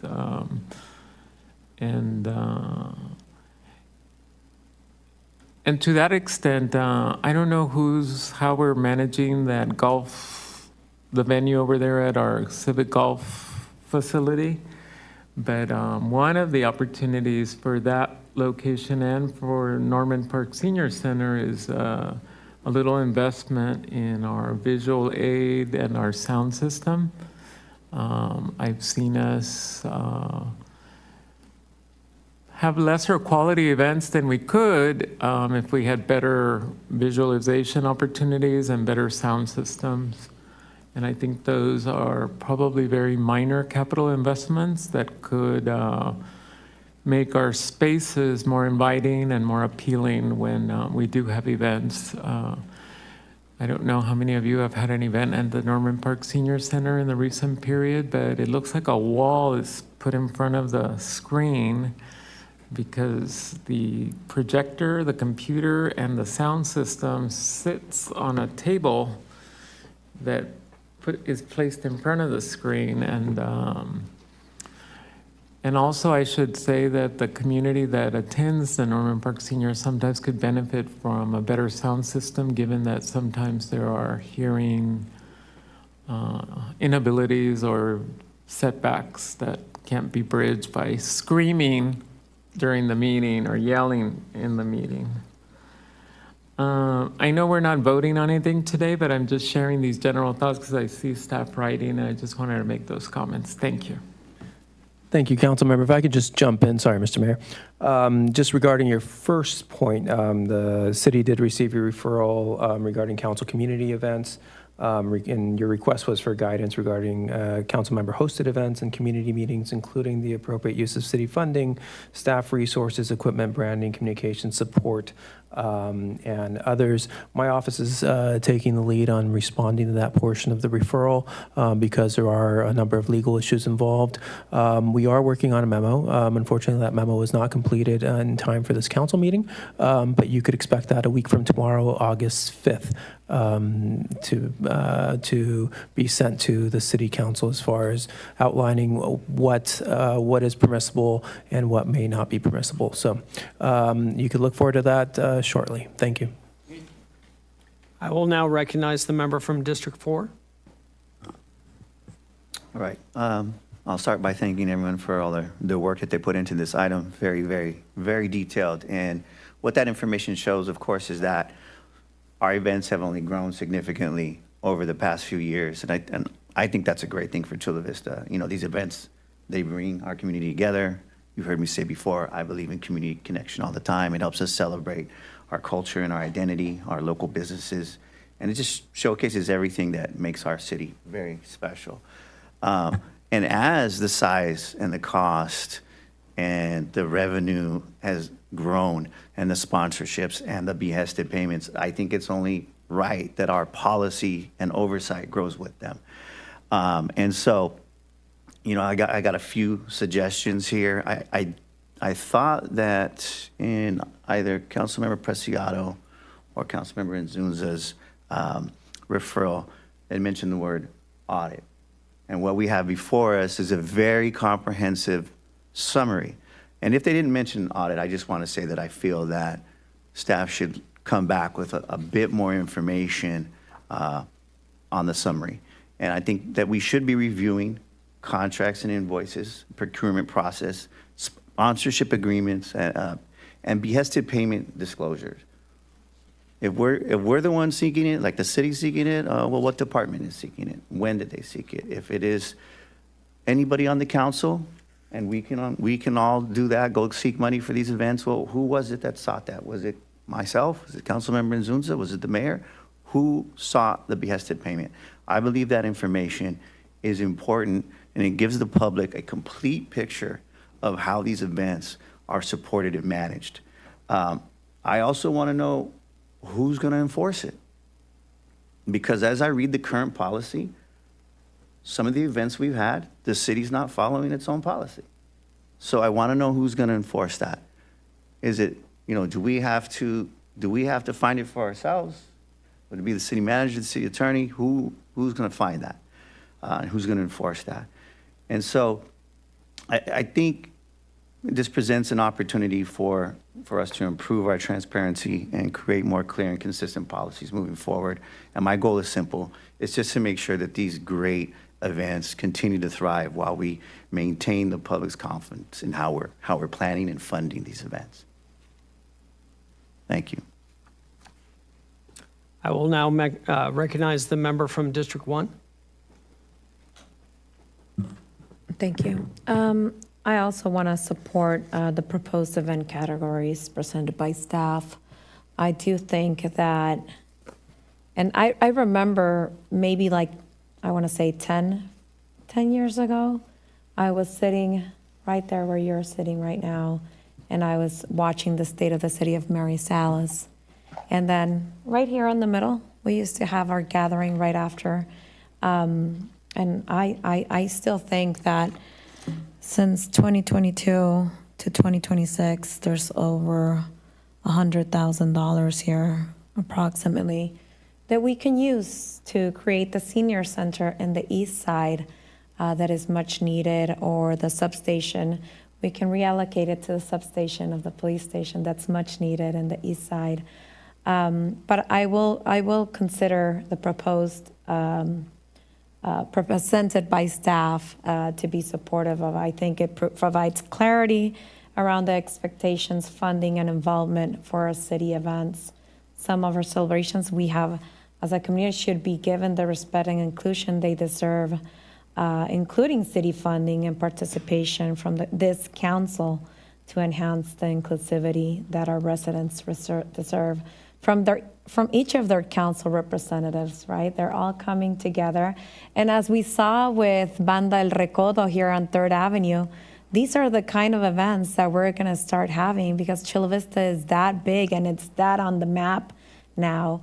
And we've been working really hard, and I want to commend staff and the city manager with all the big and incredible efforts that they've been doing to our police officers. I mean, we see at each and every event, our firefighters, everyone comes together. And I think this is now big enough events, especially when we talk about Fourth Fest, El Grito, Starlight Parade, that should be in the guidance and respectful framing of the city manager. So I am going to support that. Thank you. I will recognize the member from District 3. Thank you, Madam City Manager and staff for the thorough presentation. You gave us a really good illustration of how we run our events, how we use our logos, and the impact it has in our communities. I wrote down some notes to help illustrate my feelings on the matter, what I think we should focus on, and what is fair and what is equitable to the elected body of the City Council, and the responsibilities that we should have as representatives and the role that the City of Chula Vista should play. I agree that the existing two-category policy does not reflect the full range of events the city now produces, funds, supports, or participates in, and I support using the proposed framework as the basis for the new policy. My primary direction is that all citywide signature and civic events be led and operationally managed by the city manager's office and the special events team. That structure would provide professional, consistent, and accountable oversight of programming, speakers, performers, stage management, branding, social media, invitations, budgets, logistics, and the participation of all elected officials. El Grito, Starlight, the boards and commissions recognition event, the state of the city, and similar citywide events should be clearly organized, promoted, and presented as City of Chula Vista events. The mayor and council should participate in their appropriate official and ceremonial roles, but no individual elected office should control, produce, or personally brand a city-funded event. I would also like the policy to establish a fair and consistent process for every elected office to conduct legitimate district outreach, including approved booths, city information, communication support, and reasonable department participation when the purpose is constituent services and public education. My direction is for staff to return with policy language placing operational control of all signature and civic events with the city manager's office and professional staff, establishing equitable participation standards for the mayor and council, and ensuring that city events are managed and presented consistently as events of the entire city. Thank you. I yield back. Thank you very much. So I first want to thank our event staff. I have worked with, actually want to just recognize Dan. He has done such a great job. I think the rest of the team are incredible, and we've done some incredible things. I want to thank the member from District 4 to talk about how things have grown and how events have gotten incredibly great. And I think it has been because of leadership, has become vision, and it has because of collaboration. When you're looking at El Grito, I think somebody mentioned that used to be just about, handful of people over by the library, and that was it.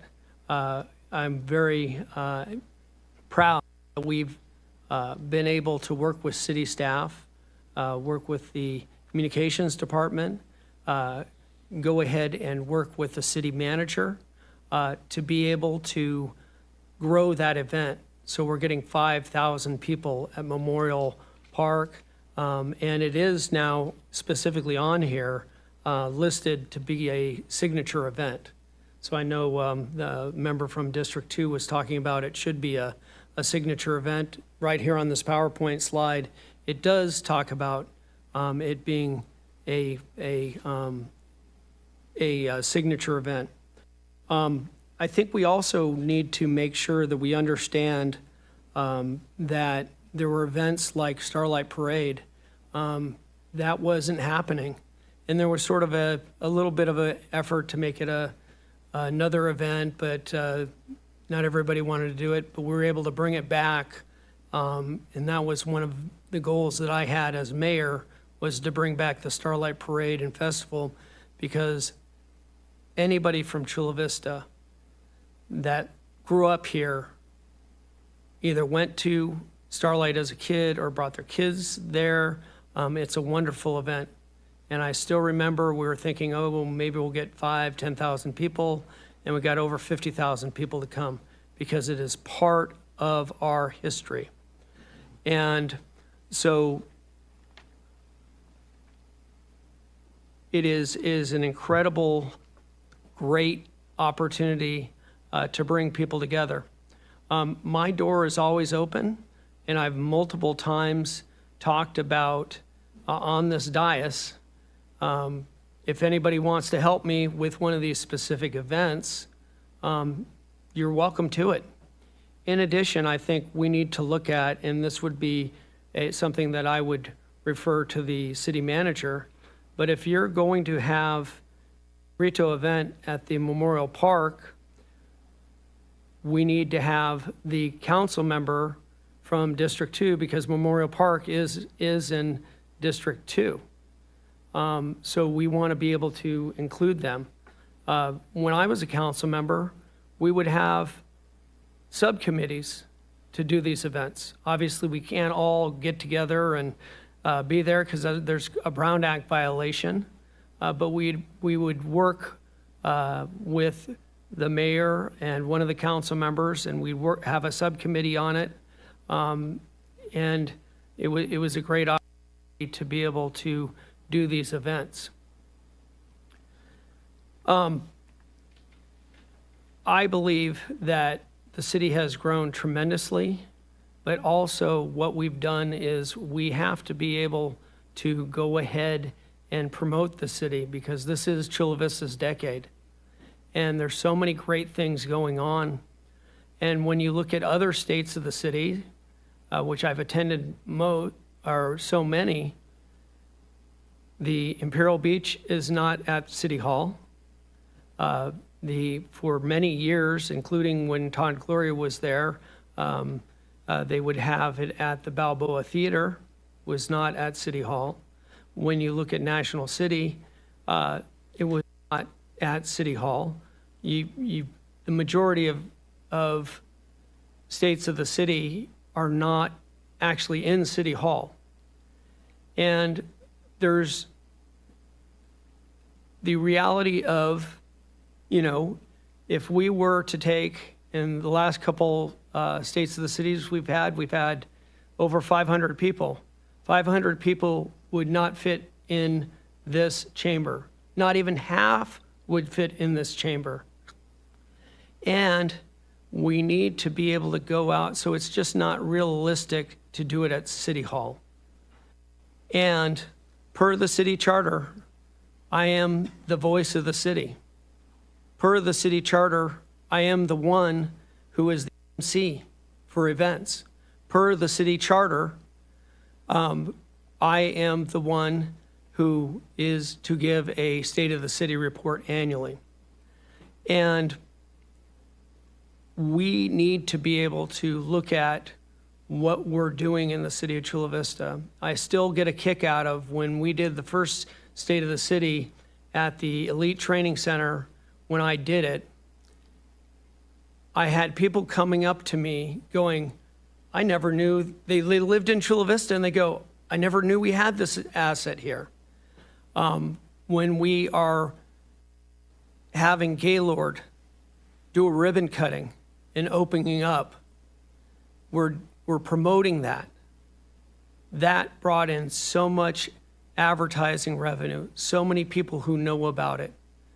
And it makes sure that people understand that there are other opportunities in the county, that specifically in Chula Vista, where they can come and enjoy. And so we understand that there are people who, they want to be included in everything and they want to be out in front. But you know what? I want to thank my city staff because we did the heavy lifting. El Grito went from a handful of people to 5,000 people. Starlight Parade went from nobody, or basically being canceled, to having it for 50,000 people. And that took a lot of work. And when we went ahead and tried to start some of these issues or make these bigger, we didn't use taxpayer money. We had to go out and raise the money from sponsors, from donors that would be able to do that. Now, I'm a finance guy. I've got a master's degree in economics. When I look at this, maybe it isn't a audit report, but I mean, this looks like everything that you talk about, all the expenses. I mean, it's page after page, all the donations. When you read this, I don't know where you would go, oh, we need to investigate this more. We need to, look at this more. So I guess I'm really just trying to understand. I think staff has done a pretty good job at being able to go ahead and look at how we can do things better. They've done a pretty good job at reporting. All the payments are public. And, instead, what we need to do is be able to go ahead and be able to promote the city and bring people together. I'm here to unite the city and its residents and to be able to welcome people into the city. And one of the key things that people don't realize is several years ago, people need to know that we were a sales tax bleeder. Our residents would go other places to a hotel, to a restaurant, to spend their money, to go shopping. And that is changing. And it's changing because we are doing a great job at promoting the city. We are doing a great job at bringing forth these great events. We are doing a great job of having these great projects. And we have set the foundation to be able to do that. And again, I welcome everybody, any council member, if you want to create a subcommittee with me, whether it's Art Fest, El Grito, South Bay Earth Day, Fourth Fest, Harbor Fest, Parade, my door is open. Come see me. Let's do it. But you know what? You're going to have to show up. You're going to have to show up on time. You're going to have to raise money. You're going to have to do the heavy lifting, and you're going to have to do the work. These events take a lot of effort, and we've been successful because we've done the heavy lifting. With that, Member Preciado. Thank you, Mr. Mayor. So this is one of the reasons we need policy, so that we can all follow policy and we are driven by policy. And so I would be comfortable seeing any of these events. And the only one that I guess I'm going to leave out is the state of the city. That one I think I'm hearing the mayor attribute exactly what the charter indicates. And so the only thing that I'm interested in seeing is for any of these events, we need budgets, and We need budgets to be approved. For use of city staff or anything like that, it needs to be approved by the city manager and led by the city manager. And so I'm interested in seeing policy that reflects that. I do want to value and honor the charter. We have an elected mayor. And in that regard, I think as he decides where he wants to host the state of the city, but there is one exception, Mr. Mayor. Once you make a decision where you want to host it, the budget is approved by all of us. And so I want to be collaborative and supportive of your leadership. But I'm not available during the day for any committee meetings, so I'm not going to volunteer to meet because I know city staff works during the day, and that's when I'm working somewhere else. And so it's not possible for me to participate. And as you know, as we collaborate on a number of other things, I think we do good work when we're collaborating and working together. But for example, I don't have a flyer for El Grito. I've seen a flyer flying around, but it doesn't seem like it's a city flyer. And so I'm wondering, in your collaborative spirit, if I can have the logo or the flyer and I can share it with my district that they can come. But the one I've seen has your logo on it. And this is what causes some of the tension.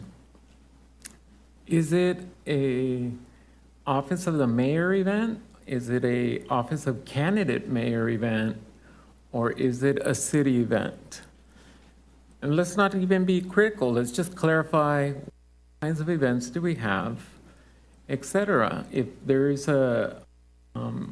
there are wonderful events you host, including the one with public safety, and you're having a meeting with public safety, and you've announced that public safety will be there, and I'm just wondering, can I just call public safety and host the same meeting?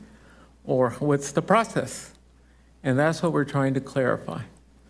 But I don't want to leave today's meeting without acknowledging that you are the elected mayor, that you are the leader of our city, and that there are specific roles that are granted to you within that, including presiding over today's meeting and every meeting we have.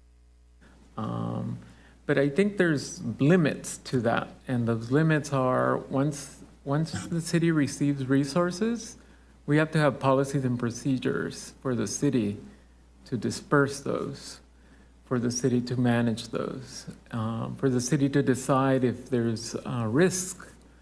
And quite frankly, I think the best event I've attended, and I want to acknowledge the city manager's office, and in partnership with, I guess that's a sponsored event, the huge concert on the street that we had. That was such a wonderful event. Everything about it was fantastic. Even showing up was fantastic. And so I know we're capable of having significant, huge events. I got a video clip from my cousins in Guadalajara about the Chula Vista event. So with social media, we're going global. So I know we're doing great things. I know we're doing important things, and all I'm seeking is clarity. So Mr. City Attorney, thank you for your future memo that you will be sending us. And for some of these larger events, I'm just seeking some clarity. And so, for example, does anybody have a flyer in any of your offices for El Grito? The communications director, you have a flyer for El Grito? Del Rio? Madam Mayor, do you have a flyer for El Grito? Madam Mayor, is that me? Oh, I apologize. I was looking at her and saw you. Madam City Manager. No, I don't. So I think I'm making the point, and I'm not trying to create energy or tension or anything. I'm just trying to see if it is possible for us that these major city events can be systematized in such a way where we're all promoting the benefits of being in the city. I'll have you know that there are some wonderful people that just moved into the city and value the city as much as people who have lived here for generations. And that's why they come and live here. And everybody wants to be part. Everybody wants to be invited to sit in the front rows of events, et cetera, et cetera. And so we just need to create a process where everyone has the ability to make those invitations and host their friends and host their constituents. And that's what I am suggesting that a policy does. And with that, I yield back. Thank you, Mr. Mayor. Thank you. I apologize for the Madam Mayor confusion. It was meaning Madam City Manager. Thank you very much. Yeah, I will check, but I think the post that did go out on El Grito was more about able to donate or look for acts that would like to participate. It was not a flyer of something, but I'll look into it. I appreciate you bringing that to my attention. Again,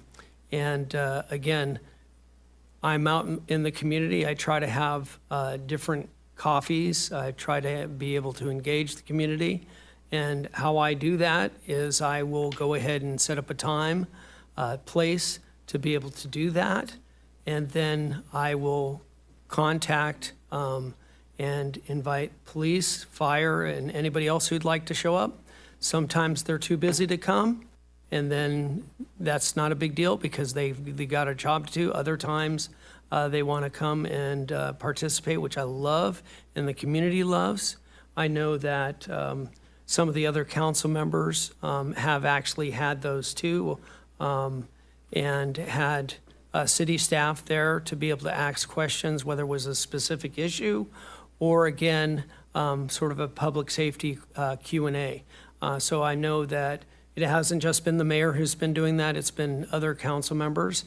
And I would just go ahead and, if you want to, I'd be happy to have a conversation and sort of on how you can be able to provide that. So with that, I will recognize the member from District 4. I just want to close my end of it by saying that I really appreciate the work going into this item. I never thought or intended for this to be about any one person up here or any one event that's listed on that slide before you.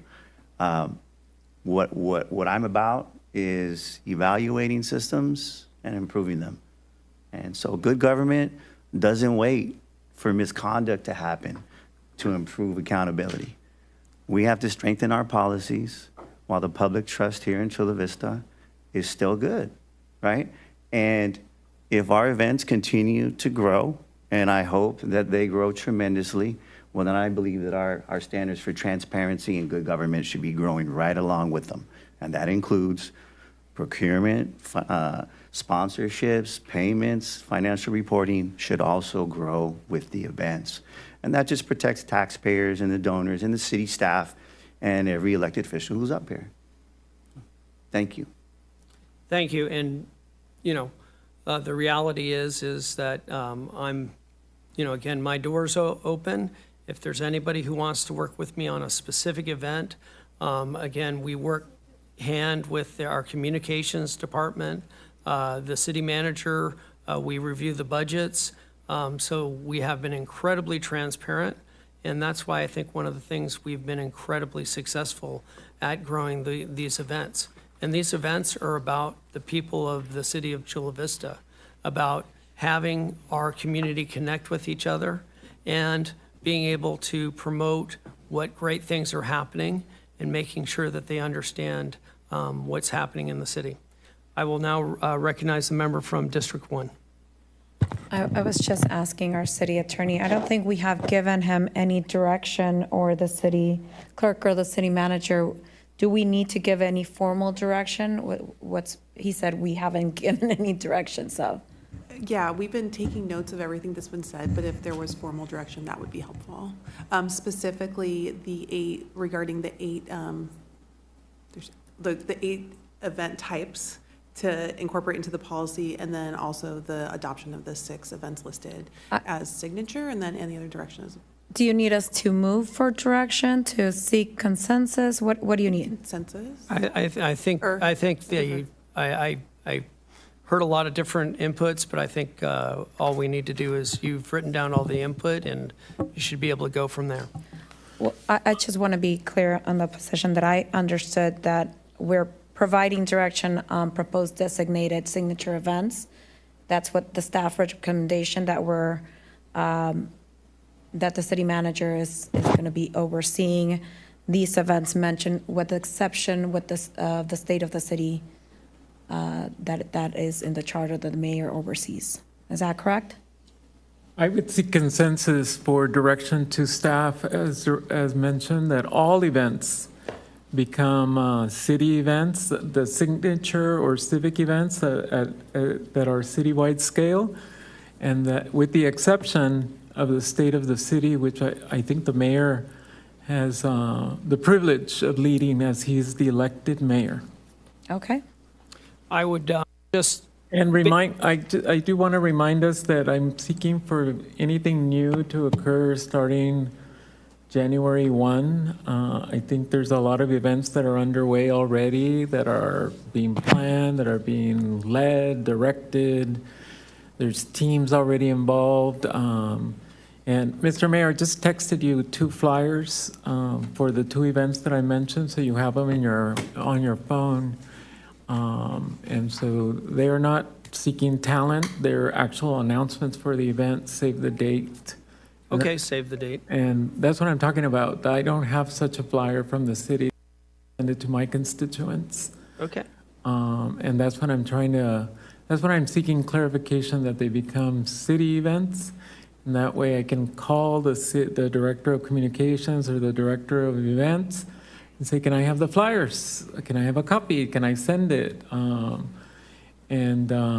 So I would prefer, so let me restate. I am interested in seeing your new proposal of 8 different levels of events, but specifically any major event that involves significant city resources, staff general fund, or significant donation funds, that those be managed by the city manager's office in coordination with event and city communications. The one exception should be the one that the mayor's office manages by charter. So even if we wanted to create policy, it should never be inconsistent with the charter. Secondly, I'm also interested in seeing this happen starting January 1, 2027. There's a lot of work underway, a lot of person hours, sorry for genderizing that have been done, and please continue. And last but not least, I am seeking coherence on fundraising for our events. If we are going to, I think we should just formalize it. If we're going to have the city manager or the mayor seek fundraising, let's do it that way. So we're not all seeking funds from the same supporter, civic leader, or sponsor. I just think we need some coordination. So if there's consensus for us to provide direction, I'm hoping to bring policy back in the fall when we can adopt it. And with all, I really value all of us, our contributions, and the greatness of our city. But I think we would all benefit from having some clarity. So is there consensus for that? Because if there is any consensus, any support? I would just say that again, there are some other events like the annual boards and commissions events that does fall under the mayor's office. And I think the city staff put together the different 8 events, which specifically talk about which one each is. And I think that really gives us the guidelines and the clarity of whatever it is. And I think that there are opportunities for each council member to be able to assist with any of the signature events and things like that. So I don't agree with that proposal, because I think there's a lot more to it.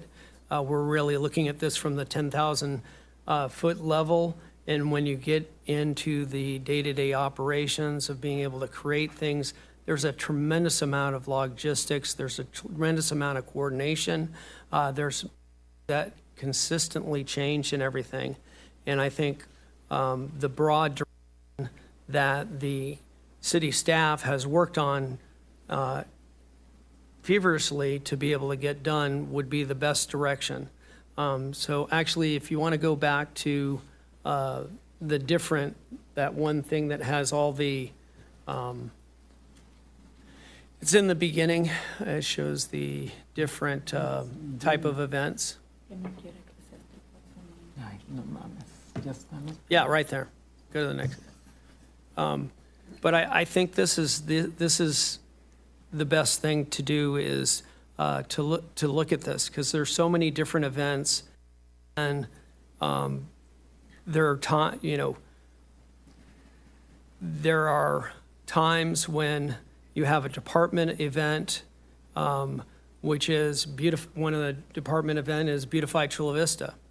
Well, at Beautify Chula Vista, they want to have T-shirts, right? Everybody gets a T-shirt. If anybody's ever participated, I participate every year. I was very fortunate and honored to be actually on the council when we started the program. And we have Republic Services. We have a lot of sponsors. They want to be part of supporting that effort, and they would like to have their logo on the shirt, because it's like a concert shirt or whatever. I guess I'm aging myself now. But I think there's a lot of different items here, and I think we should just focus on accepting the recommendation of staff. I think they have put in a lot of time, effort, and I think, we're looking at sort of splitting hairs right now. And that's really not our job, is to try to manage the day-to-day operations. Our job is to put together the vision. And I think this helps give more clarity on what is going on, and it defines all the different events. So that would be my opinion. Okay.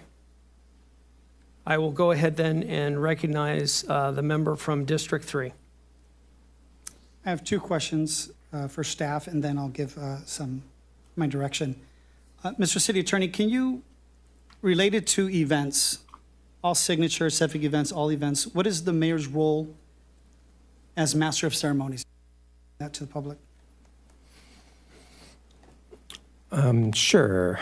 So for the charter, the mayor is the head of the city for all ceremonial purposes, and that's in section 304 as far as the mayor's duties go. Now, what that means, right, is it's a ceremonial role. If there's council consensus for it, I'd be happy to further analyze and go in depth as far as what the mayor's role would be related to events as described in the charter, if that's what you'd like. But really, it's a ceremonial role. We're talking, cutting ribbons, things of that nature, proclamations, and so that would be what's within the mayor's purview, and so that's part of his duty. That isn't his only duty as mayor, but that's one of the duties outlined in the charter. Thank you. As part of direction, I do want for you to help us understand, for the public to understand at our next meeting, to analyze that, to give us a stronger understanding of what that means. Can I just interject really quick? So you mentioned Yes. at the next meeting. I can't promise anything at the next meeting, but if there is consensus, like I could work on a memo analyzing that portion of the charter. I'd be happy to. I appreciate that. Madam City Manager, if we make recommendations to you in direction, do you feel confident that you can return on August 11th and present that to us? I think we can bring back an item. It may not be responsive to everything because we touch on a lot of policies here, but we should be able to bring something back for discussion on the 11th and potentially for action. Yeah, I think we can do that. Thank you. I won't be And- here on the 11th. And I do want to make it clear, and I think this was the last portion, I'll read it again for the council and staff. My direction is for staff to return with policy language placing operational control of all signature and civic events with the city manager's office and professional staff. That includes state of the city. I would also ask for consensus that I do want these items to return on August 11th. And I would ask for consensus that we apply these changes as soon as the city manager's office and the city attorney's office are able to. So if they feel comfortable finishing August 11th or the last meeting in August or the first week of September, so be it. Basically, what I'm asking for consensus is everything I'm giving direction to, and I do not want to wait until January 1st, 2027 to apply these changes. I want to make them as soon as staff is comfortable and make those changes and give them that position. Do I have consensus with that? I would, again, allow staff to bring back, everybody's been given them the input. I think there are some concerns here that we have people who have been sponsors for these events. I've had multiple sponsors who say what we're doing right now is creating a chilling effect, and they would love to be able to continue to support Chula Vista, but because of some of this rhetoric that's happening, that they will go ahead and give money to other cities and to other charities and things like that. I think it's unfortunate. Again, we hear from different council members that we're actually doing some great things, and I think we are doing some great things. And I think the support in the recommendation of staff has done a great opportunity to be able to give us that clarity and that ability to do things. So again, I think we are on the right track of doing some great things. I think that they provided you all the information to see that everything is going well. I think when you look at the different events, even the signature events, El Grito went from a handful of people to over 5,000 people. Starlight Parade went from being canceled several years to having over 50,000 people. And again, I think the manager, the staff has been incredibly involved, but at the same sense, you're right. You know what? I went ahead and was one of the people who really pushed these items. I went out, did the heavy lifting of getting sponsorships so it would save taxpayer money. And I think that there are certain things that we need to be able to do in the city. And I would just ask the city attorney, I would like to, I know you want to come back with a memo, but the reality is I'd love to have an outside counsel look at it because I know you are not my ally, and I want to make sure that everybody knows that. And the reality is that I have to defend myself, not only politically, but legally here inside the city because, again, instead of working collaboratively with me, we have people who are looking to basically, instead of getting the broader good and making the city better, they are looking at ways to be able to get me politically. And it's unfortunate. I've always worked with people collaboratively, and I've always done that in a positive way. I know there's going to be times when we disagree. It does not mean that we're trying to then stop people, stop the mayor from doing things, stop the mayor from leading things, stop the mayor from having a great state of the city. The reality is that at the last state of the city, I had nobody said that it was a bad state of the city, just the opposite. And unfortunately, the only criticism came internally. So the reality is that I have to stand up for the city of Chula Vista, and I have to stand up for what is right. And I have to make sure that sometimes I'm going to have to bring it out into the public too. A point of information, Madam City Clerk, No, can you actually, confirm that we had a consensus no, vote? Excuse me. It's a point We of did not information. have a consensus on that. Hold So on. I want to go Mr. and City Attorney? recognize the member from District 2 again. Madam City Clerk, there was a consensus vote. Can you please confirm that whether there was consensus or not? I appreciate it.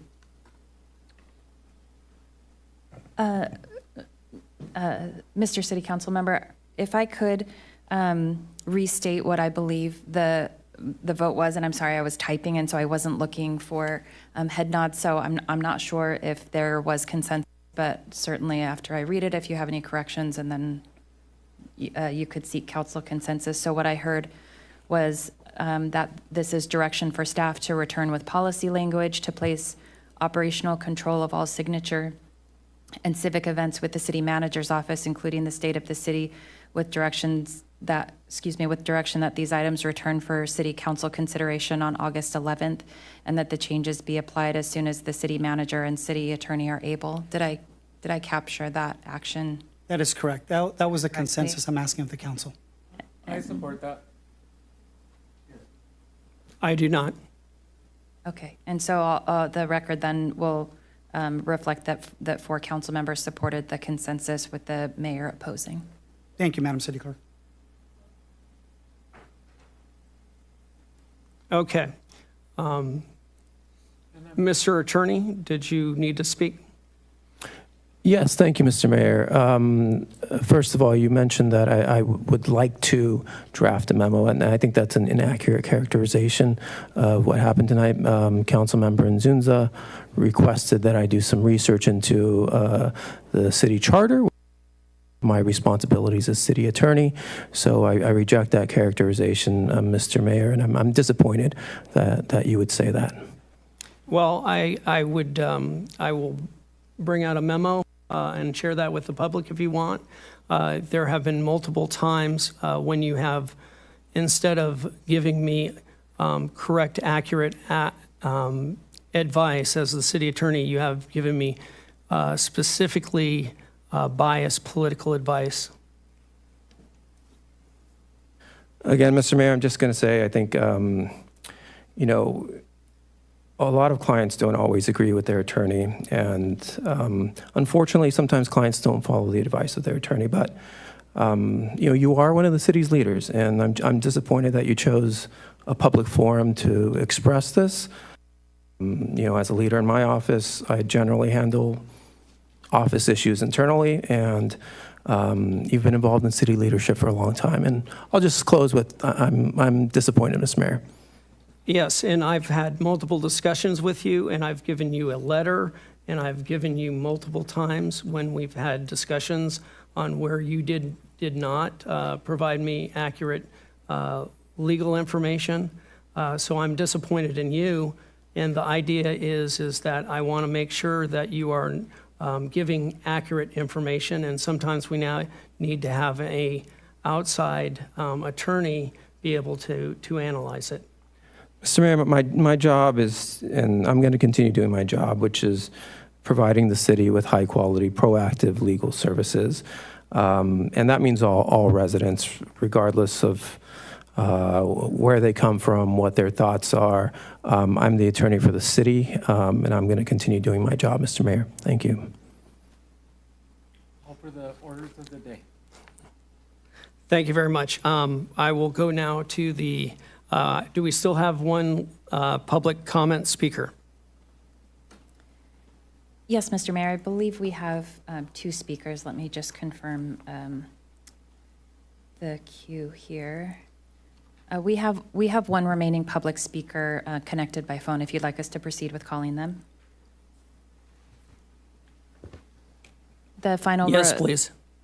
Thank you. The final remaining remote speaker is Sylvia Irigoyen. Sylvia, you have been unmuted. If you would like to proceed with your comments, you can proceed now, please. Thank you.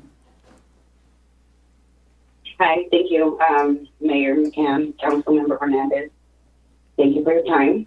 My name is Sylvia Irigoyen. I'm just a mother. I lost my daughter, Elizabeth, as you all know, to a drug overdose on Bay Boulevard.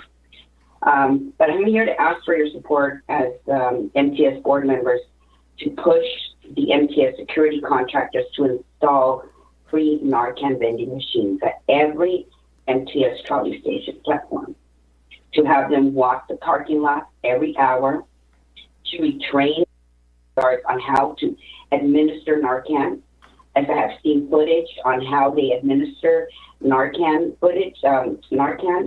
from April, the footage is from April 7th of 2026 in the death of Aldo Jasso at the H Street Trolley Station,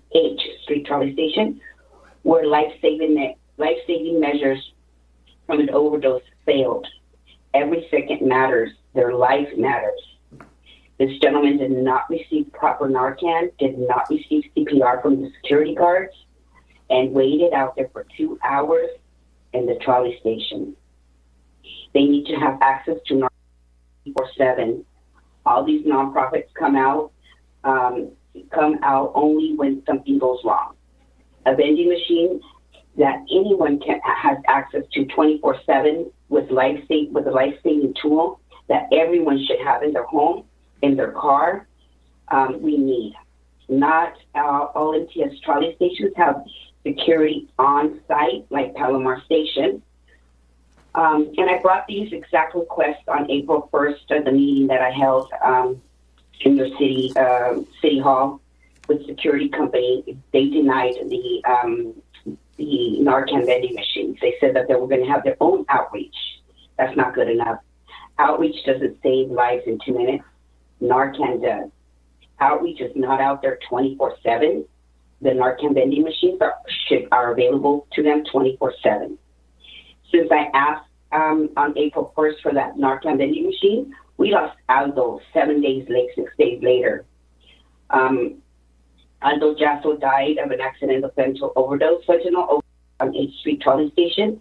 Before that, January 10th, Jalen Perez was found dead 30 in seconds the parking left. lot. For 5 hours, she was dead. Leo Garcia, 3 hours, 3 days actually.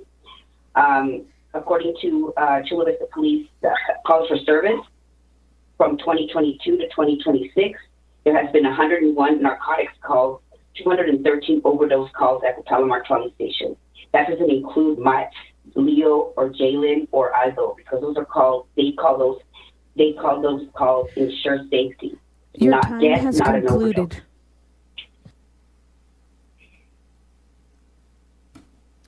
That concludes the speakers under the additional public comments.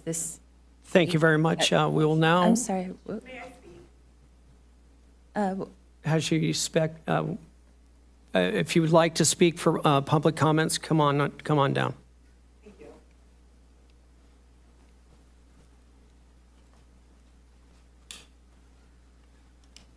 Thank you. My name is Gloria. I've been sitting here through this whole meeting. I am saddened by all 7 of you.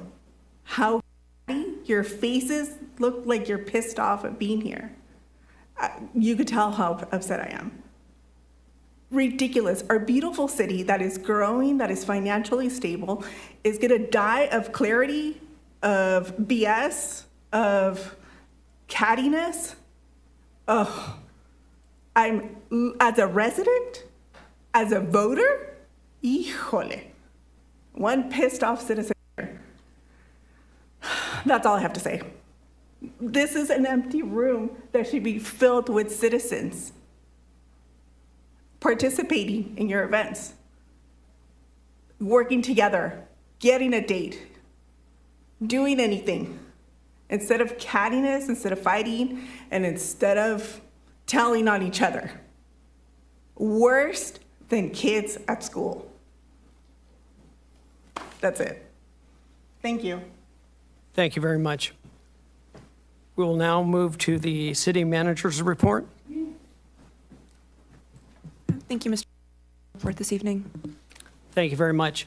Had a great week. Had a pleasure attending the Bayside Annual Fair and celebrate the vibrant spirit of our community.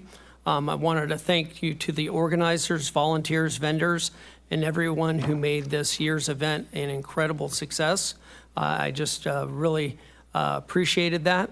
I enjoyed attending the Taste of Eastlake and honoring the board of directors and their staff for their tireless efforts in supporting our schools and strengthening our communities. And I wanted to congratulate them on another successful event. I have worked with many of the board of directors, and they do such a great job and quality education in their heart. So thank you very much. I hosted a public safety town hall, and I thank the fire department. I want to thank the police department. We had several presentations on how we can do better to be able to work with public safety. And we reviewed the crime statistics.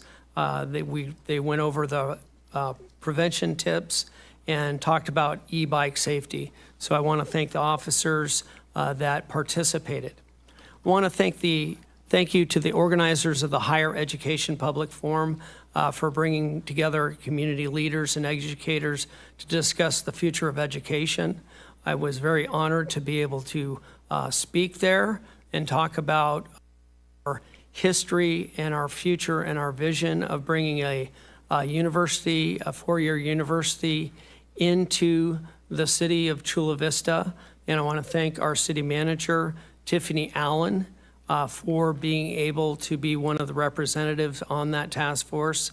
And I want to thank everybody who was there and wanting to help invest in higher education for our community. It was a pleasure to attend the Poppy Bank ribbon cutting and welcome another great business. Congratulations on your grand opening, and thank you for investing in our community and helping create new opportunities, not only for our residents, but opportunities for our small businesses. I want to thank the Church of Christ for their warm welcome and celebrating their 112th anniversary celebration. It was a pleasure to celebrate your historic milestone in the city of Chula Vista, and it was great to see so many of the families there, the community members, and the great thing about their church is that they are dedicated to help other people and to be able to be part of the community and do humanitarian work. So I want to thank them and congratulations with that. I will now move to the council member reports, and we will go ahead and start with council member from District 1. Thank you, Mayor.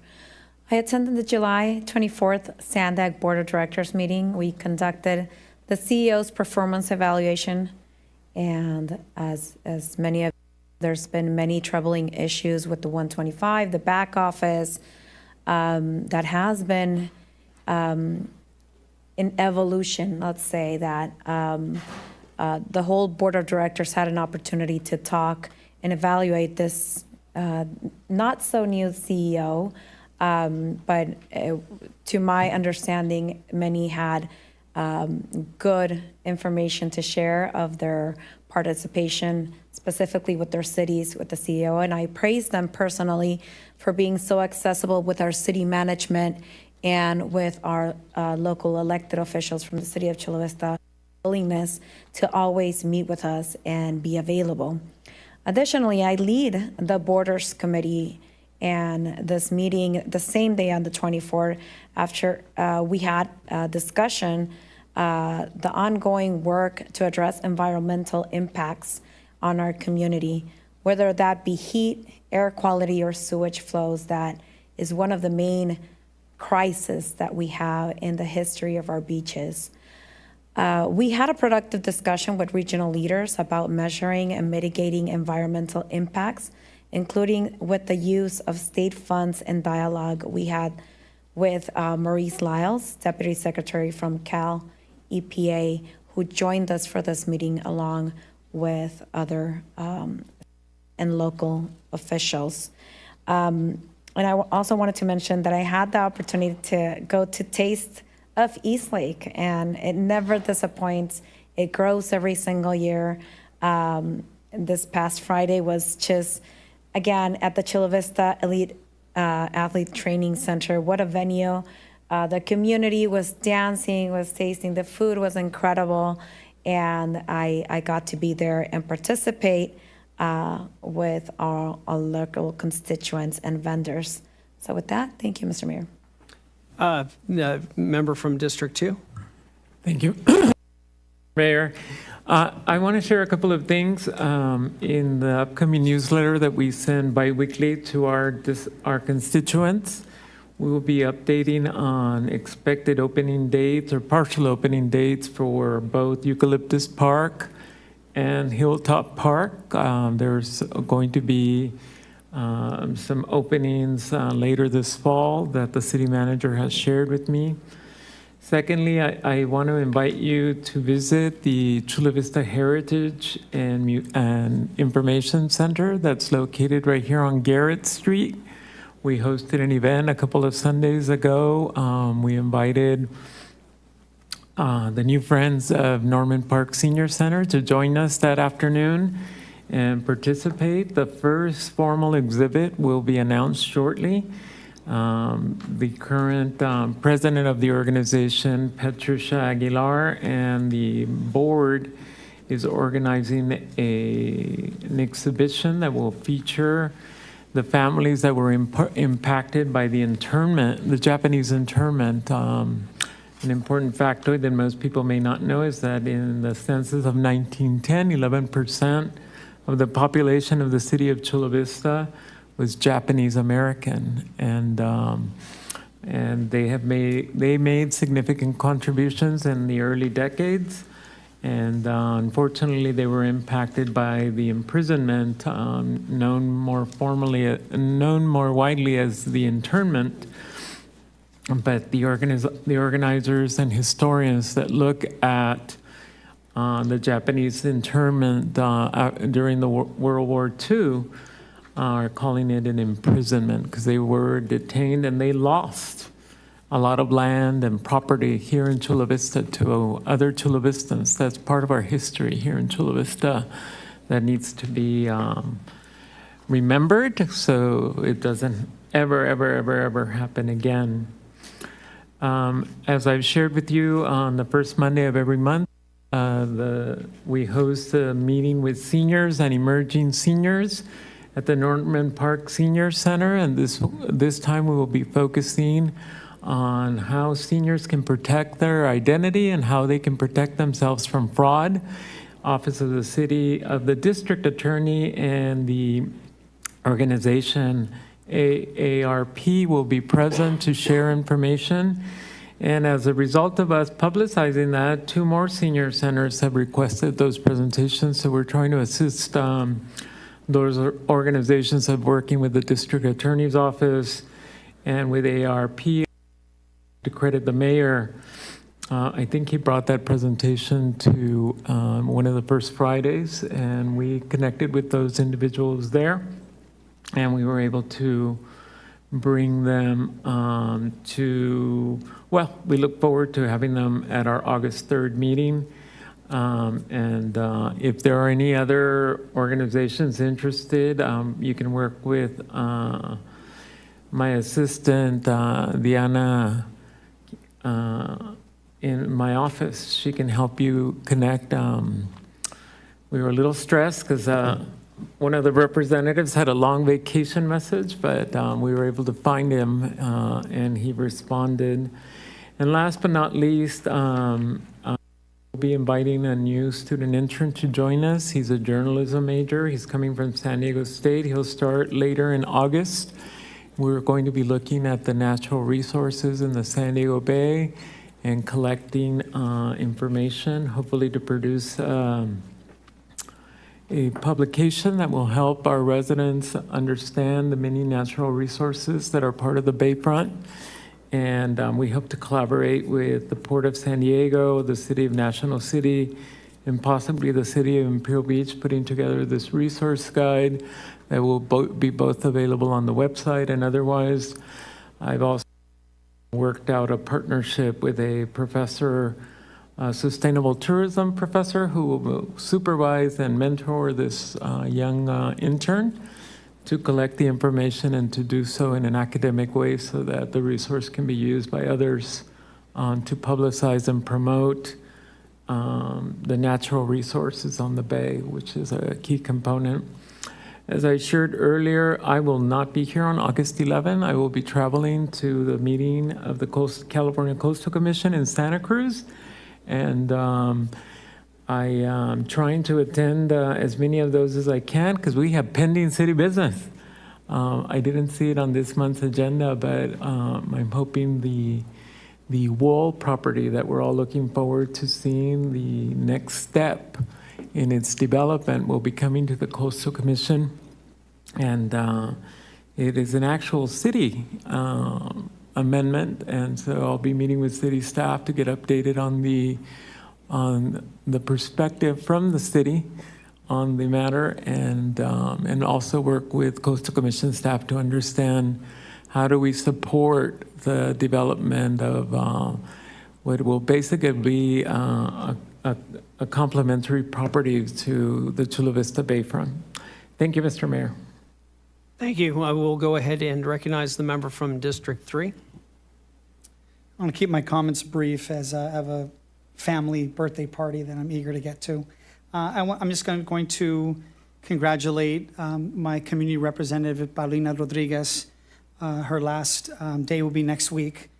She's been a vital part of my team over the last year, involved with meetings with the city manager's office and the city attorney's office, who's done an incredible job representing District 3, where she also resides. But she's leaving my office because she's starting law school.